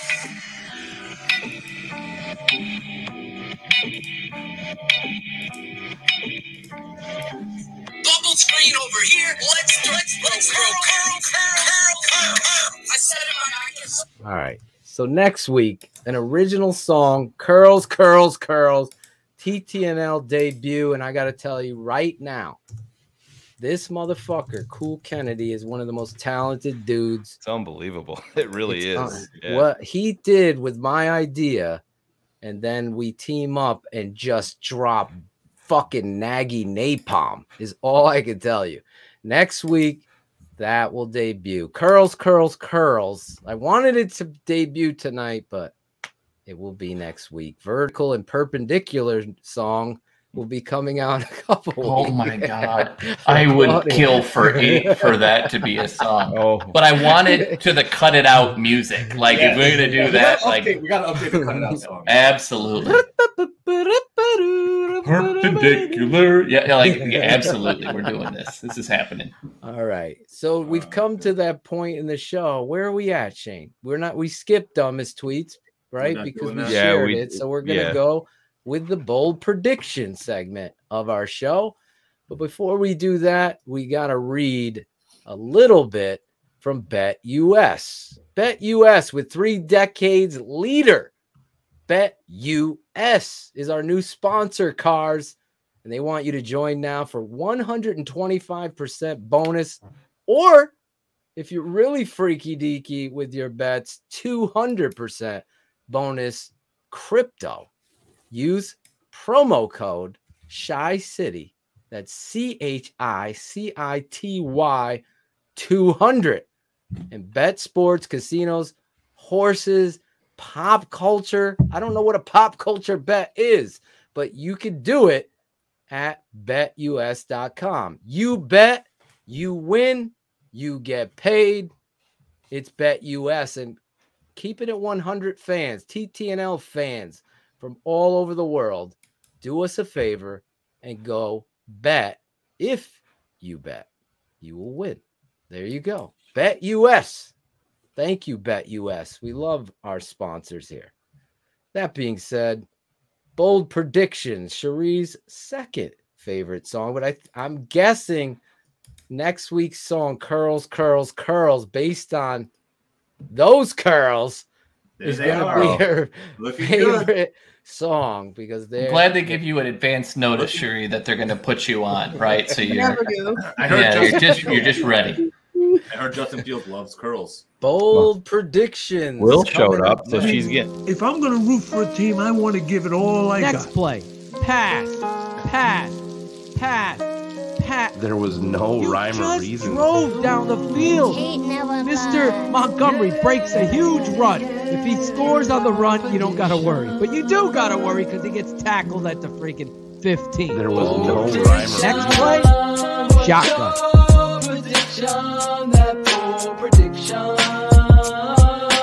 The tape never lies. Bold prediction. What's your prediction? What's your prediction? The old line is playing shitty. What's the skinny? No identity. If Nagy can't find it, there's a secret with the enemy. Red zone opportunity. Once again, they gotta settle for 3. The reality of coaching when the defense has to carry the team. Prediction. What you think would happen versus what does. A light year from the Super Bowl and now we're losing buzz. Nagy has no answers, just predictions that don't change. The segment is the truth. Give it by the guys and feeling shame. What's your prediction? That bold prediction. The tape never lies. Bold Never prediction. does. What's your prediction? Bold prediction. There we go. What is your prediction? We got the whole Brady family here. Jackal bounced, huh, Shane? He's got some stuff going on.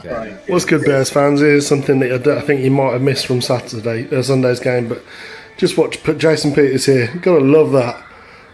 Looking for work. Just a little thing that some people might have missed. I didn't. Told you. You were right. Bold prediction by Shane. There it is. He knocked them out. Couldn't you listen to George say the name Jason Peters all day long? Yes.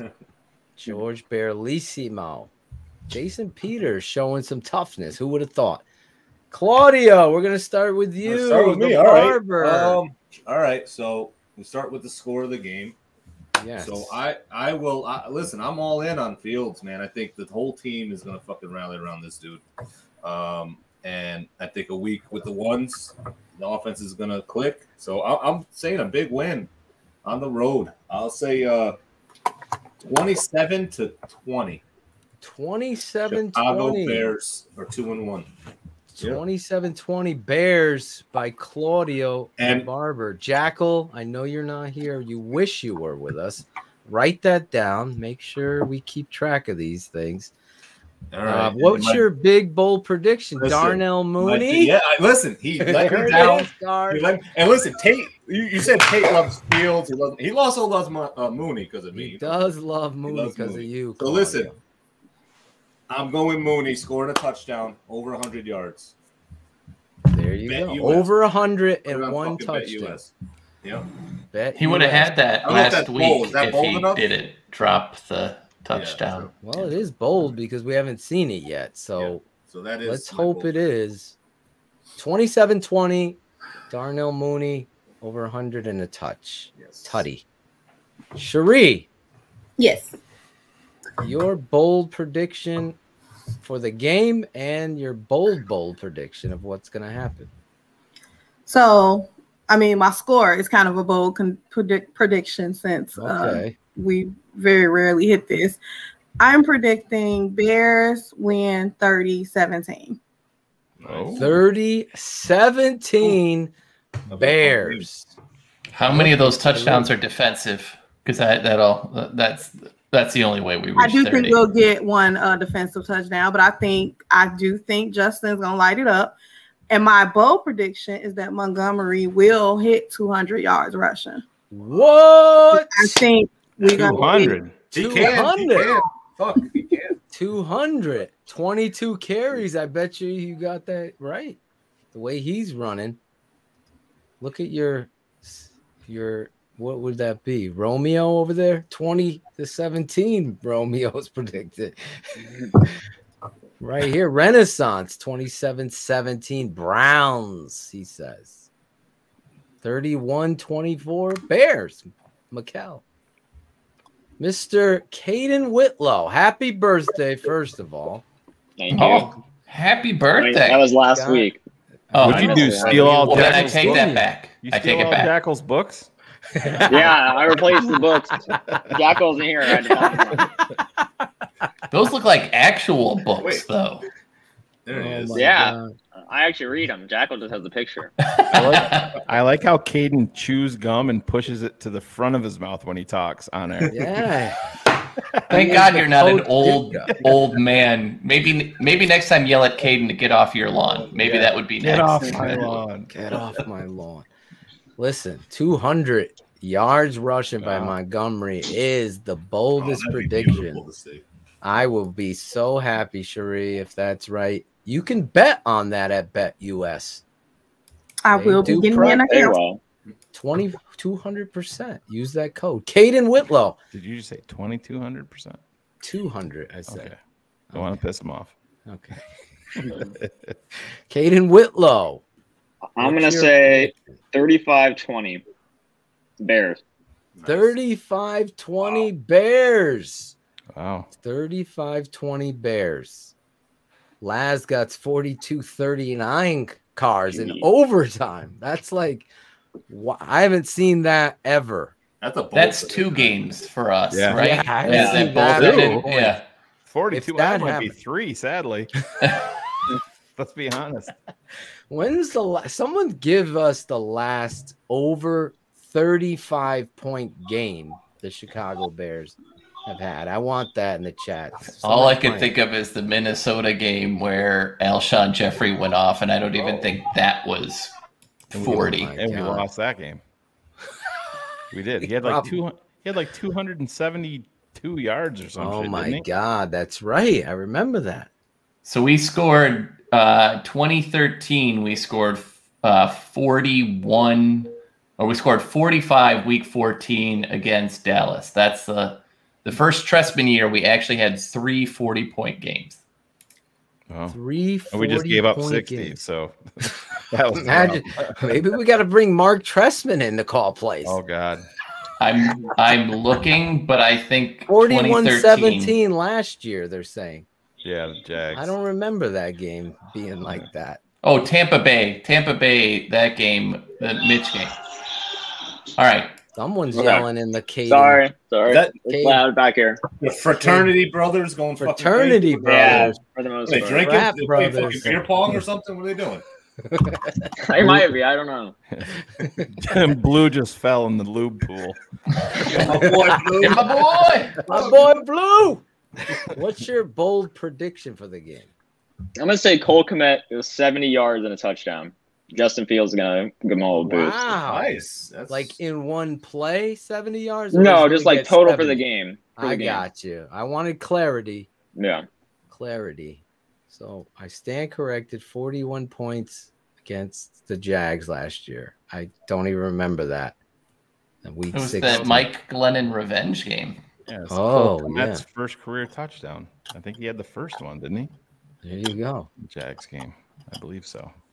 Cars, your bold prediction. Well, I'm there's not a lot to be concerned about in the passing game, although Anthony Schwartz for Cleveland is going to give me nightmares all week to see somebody match up with that speed. But it's really going to be him and 3 tight ends basically the whole game. So I'm still never going to be a believer in Baker Mayfield. So I'm going to predict that the Bears win 21-13. My bold prediction, though, I think is going to be that Mario Edwards comes back and gets 2 sacks of Baker Mayfield.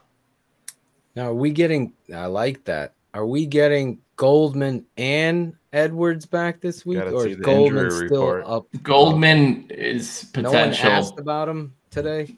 No. I think they don't want to ask because they're not going to get an answer. Yeah. Okay.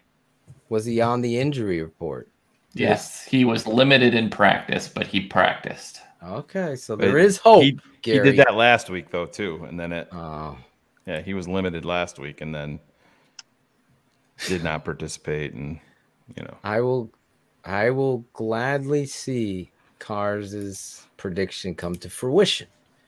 I'm in Cleveland. Landry's out. Is OBJ out?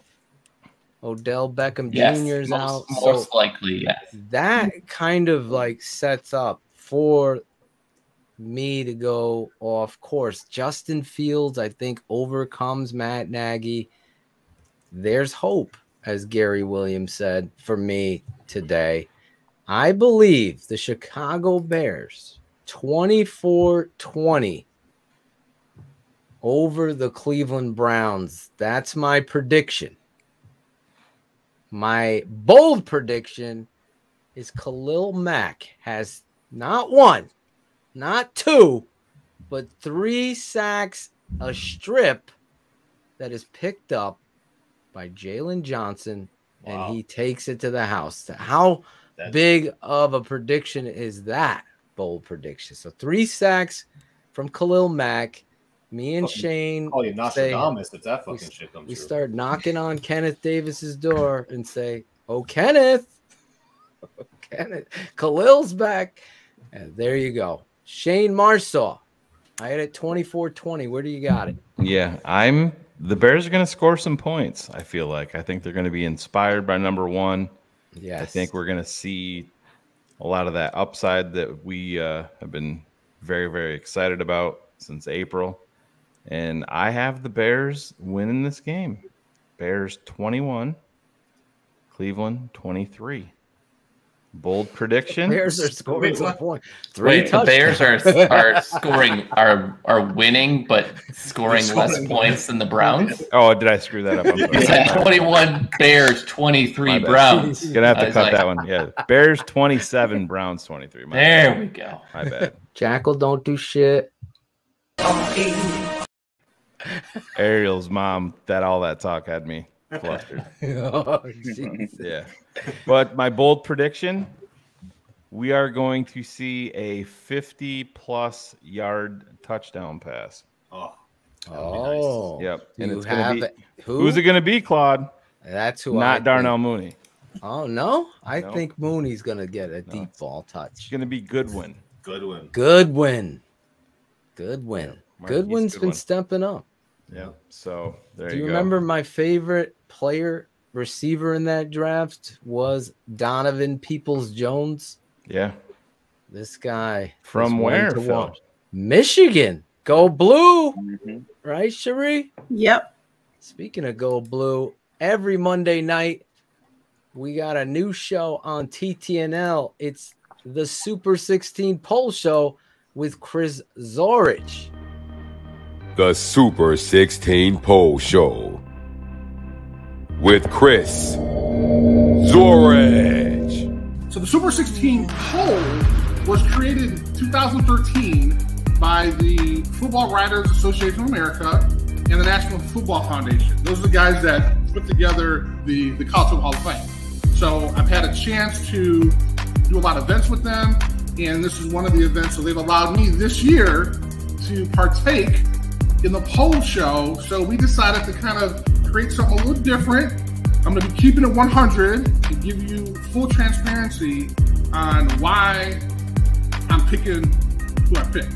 But there's so much that goes into two teams playing. So if you're just tuning in, this guy loves the game. He leaves bias at the door, and he's, obviously Notre Dame's beaten in his heart, but he's going to keep it 100. The Super 16 Poll Show. Who will be number one? Every Monday night, exclusively on the Tape Never Lies Network.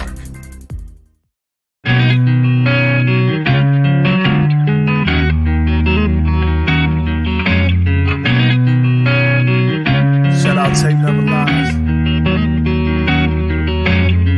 Shout out. I know you hear me, baby. Shout out. I know you see me, baby. Shout out. We gotta holler at you. Keep it 100 crew. Gotta show love too. Shout out. I know you hear me, baby. Shout out. I know you see me, baby. Shout out. We gotta holler at you. Keep it 100 crew. Gotta show love too. From the fans in the stands to the follows on the gram.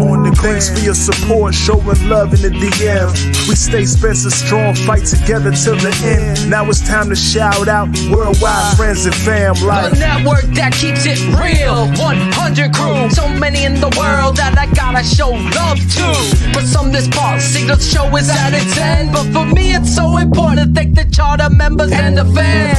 Built the network, speak the truth through the tape. Never run around the truth, no narratives we create. Set them straight, no bubble screen on 4th and 8. Audio Jane getting nervous cause keeping them up too late. That's it, no more to say they get the shot of vital. But hurry up cause the postman's getting homicidal. Shout out. I know you hear me, baby. Shout out. I know you see me, baby. Shout out. We gotta holler at you. Keep it 100 crew. Gotta show love too. Shout out. I know you hear me, baby. Shout out. I know you see me, baby. Shout out. We gotta holler at you. Keep it 100 crew. Gotta show love too. The network that keeps it real. This is strong.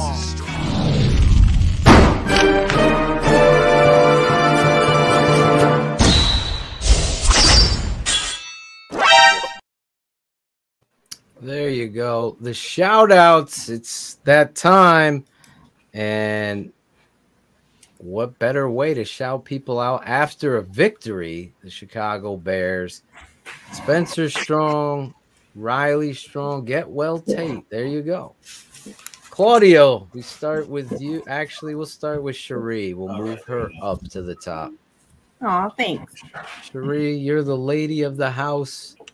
Gotta have some manners, right, Ariel? So let's go with Cherie first.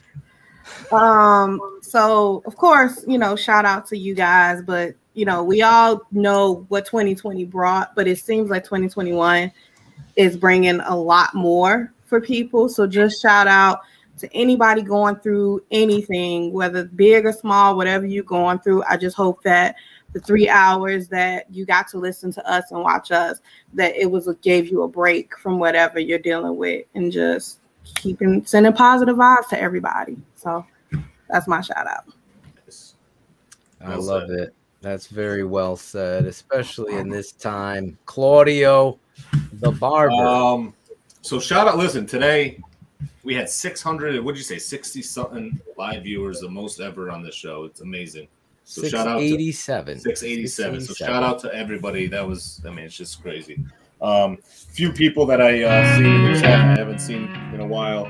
Eric Alley, FQD 1911, the talented Mr. Flowers. I don't know if that's like a magician or who that is, but Old Hawk 1985. And shout out to Riley, Spencer, Tate, my daughter Lexi, my other daughters, everybody. So, shout out to everybody and everybody here. It's fucking fun, man. It's a good distraction.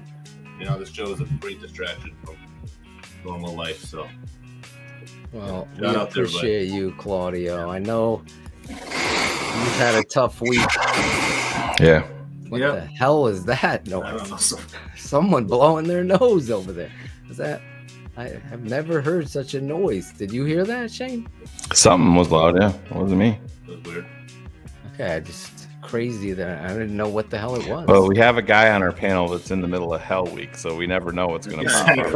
I don't think it was me. Surprised there wasn't a streaker in the back. Yeah, it must have been Caden, I guess. Yeah. I don't think so, but no, maybe. It sounded like. I was like, what the hell is that? Please, someone like get that clip. I want that clip. That is now going to be. It's like a Star Wars sound. All right, Caden Whitlow, you get a shout out this week. Well, shout out everyone that's here. Phil, you helped me a lot this week at school and everything, so it was good to get help with the open and everything, getting that done. Shout out everyone in the chat. Everyone's been really supportive and everything. Like Logan's every week's thanking everyone. So it's really cool to see. Really cool, man.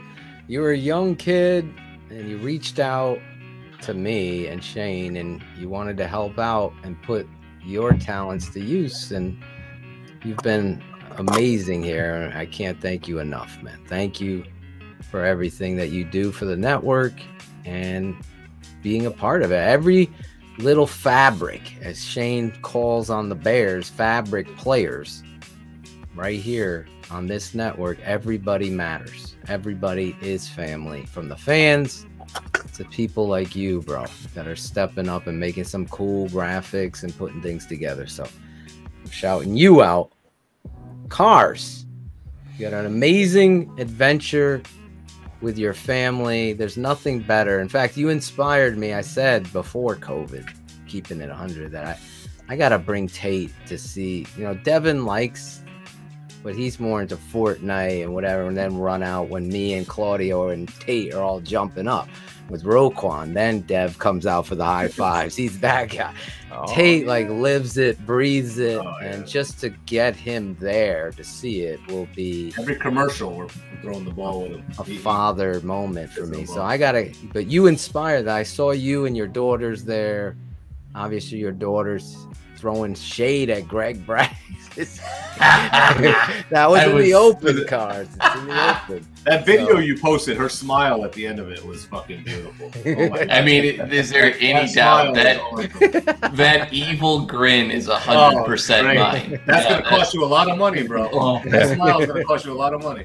Claudio, she just came home today and it's like, Chase has a crush on me and I have a crush on him. So yeah, that's gonna start costing me a whole lot of money. Get a pit right bull, now. Bro. They work. Yeah, pit bulls work. Pit bulls work. Oh, it's terrible. There you go. But no, that was that's my first. I asked Aubrey at that point if she'd be interested to go, and she's like, I totally want to go. And I may have shared it, but she's got a foam finger. She's waving it all game. She's going crazy all game. So, well, for 3.5 quarters, by the 4th quarter, she's like, "Can I watch YouTube?" But I'll take what I get.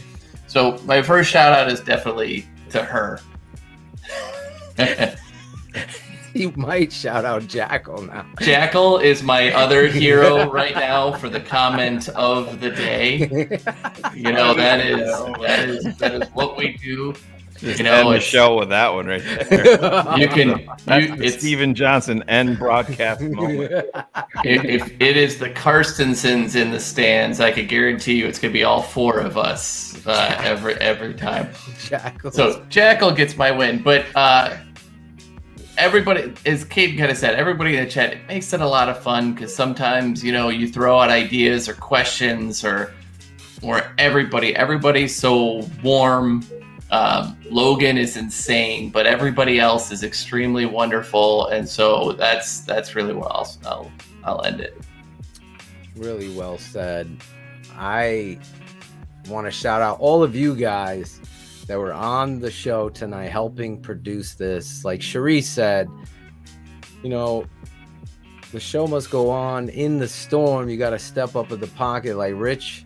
My boy Richard said, with Shane everybody's dealing with something, but it is therapeutic to get on here with friends and family that you consider. Maybe you've never met them, but you know them. You know who we are. I sometimes I get disappointed, and I told Shane, like, sometimes you just got to praise the people that actually appreciate the hard work and the humor and how it comes naturally and all of the breakdowns that we're giving, and stop focusing on the troll ass haters. It's hard because we're just built to confront the bullshit because we're Bears fans. So my shout out goes to all you trolls tonight that make us better. You make us better. I know the blog boys, you steal us. They know what time it is. They know where the best place to get the information is. So I'm going to shout you guys out. So with everything that's going on in my life and everything that's going on in Shane's life, and Cars, Claudio's, Cherie's, you guys only make us better. Obviously, you're the bottom of when we step over you to the end zone because the 100 crew is the celebration. You guys in the chat tonight, take a bow. As Claudio said, all 687 of you, amazing. We're almost at 1 million views. Let's make that happen. I know it will happen this week. It's the best show covering the Bears, bar none, and the best post-game show.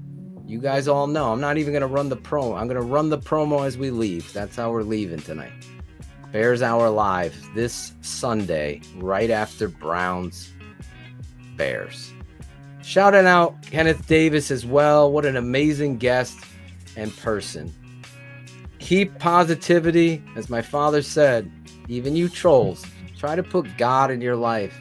Put positivity in your life. Be like Matt Nagy for once and say, for sure you'll do it. Pay attention how many times he says for sure. Anyway, that's my shout outs. I was hoping to end the show at 11. It's 11:49.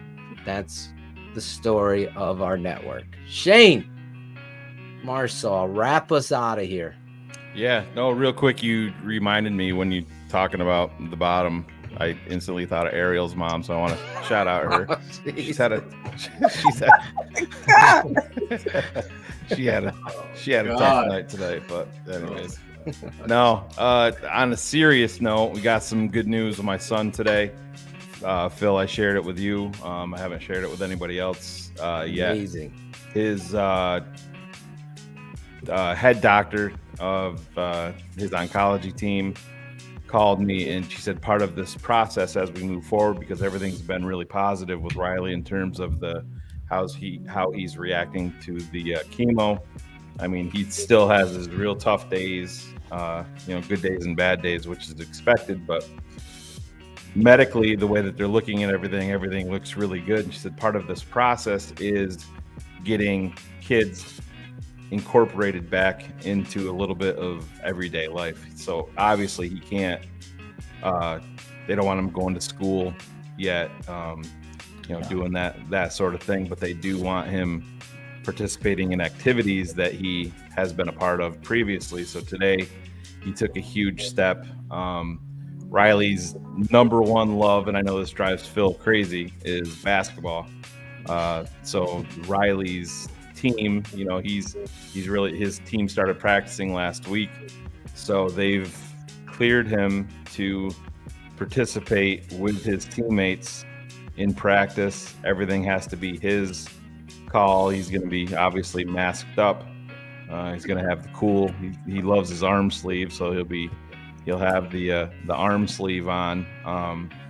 Probably not going to be able to do everything, but he's going to be able to get out there and see his teammates again, see some of his classmates, because he's been isolated. And you can imagine, as a 10-year-old kid, being sick is bad enough, but not having the normalcy of having your friends and being able to see your buddies each and every day, that's a real thing. So psychologically, his oncology team said it's very, very important to get him acclimated back into things like that. It's not really a reward, but it's, it gives him that extra little boost that he may need. And I do think it's important. Along with it comes risk, obviously not in terms of his cancer, but the COVID is a bigger deal to Riley, or even catching a cold is a bigger deal to Riley than it is a kid without cancer. But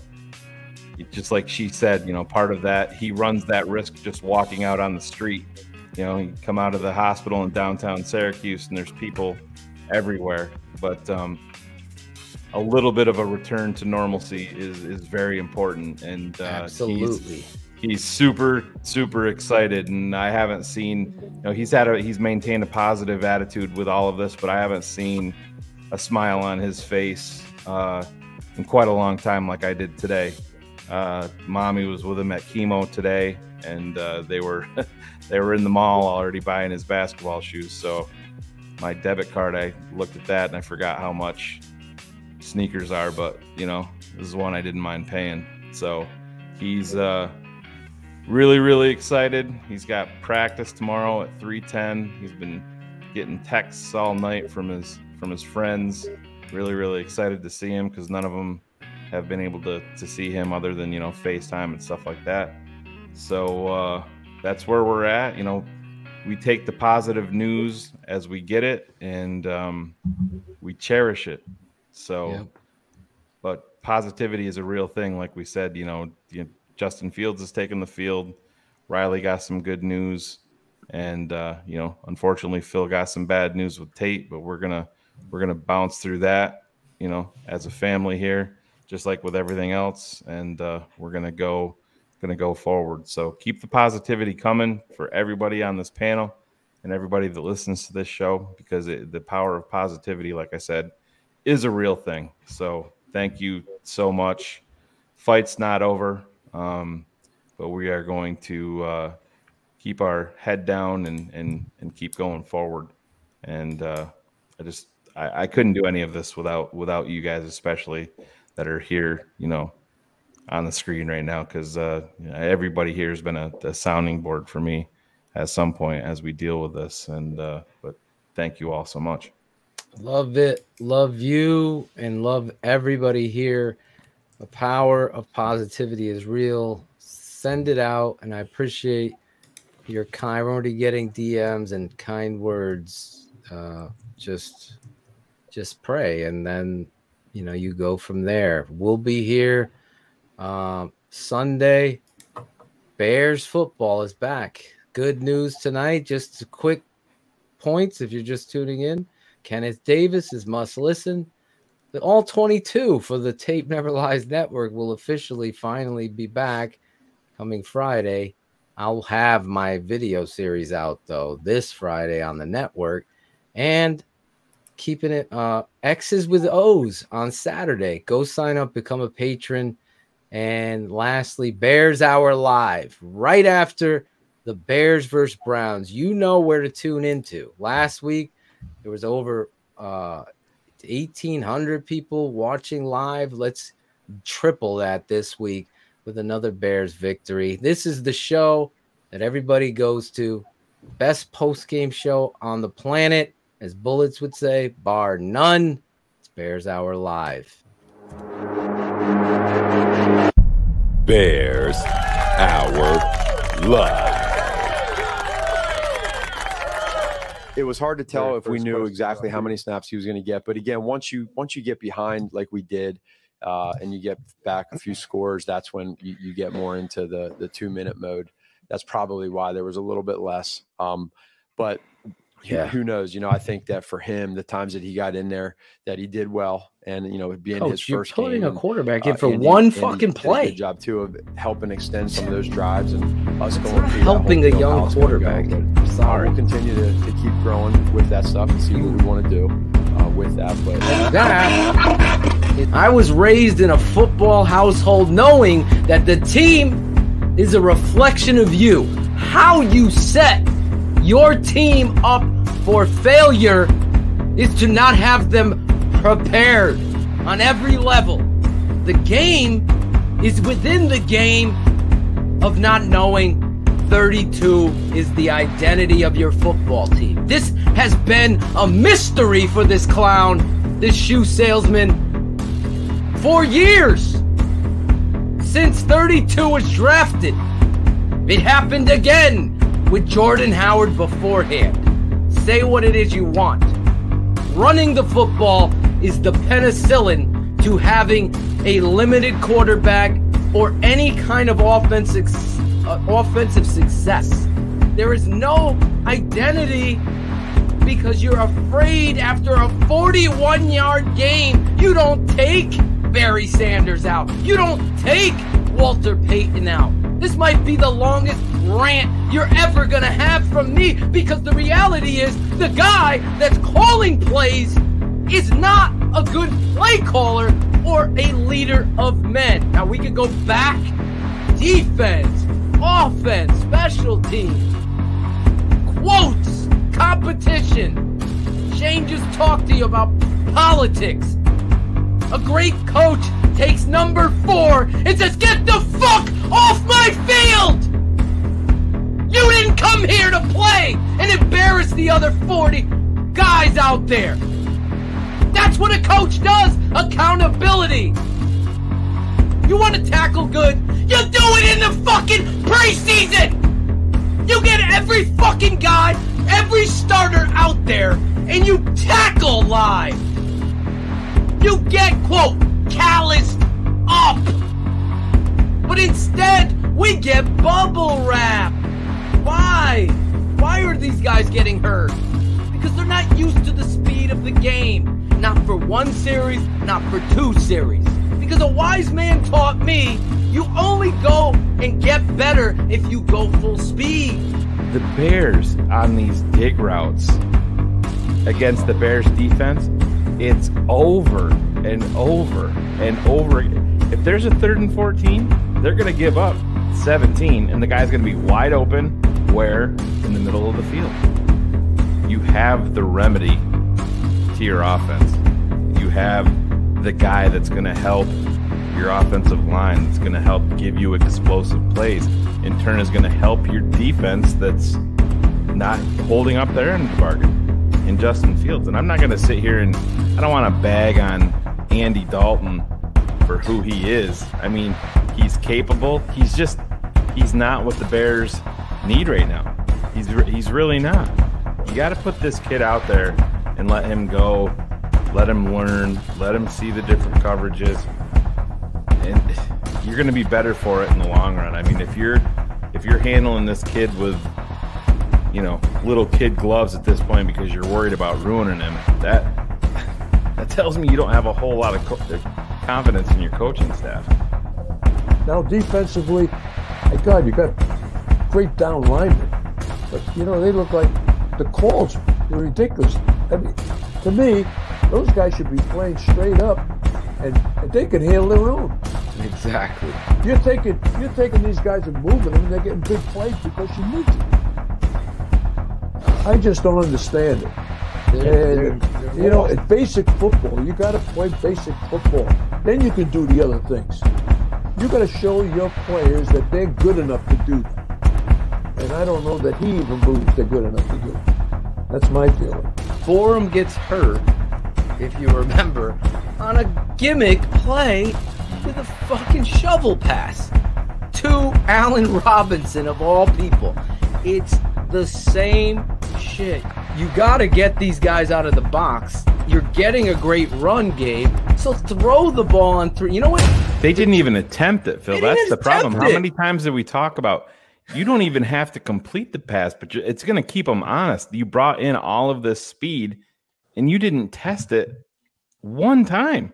Not one. And I agree with that one. That makes what David Montgomery did even more impressive. Exactly. That's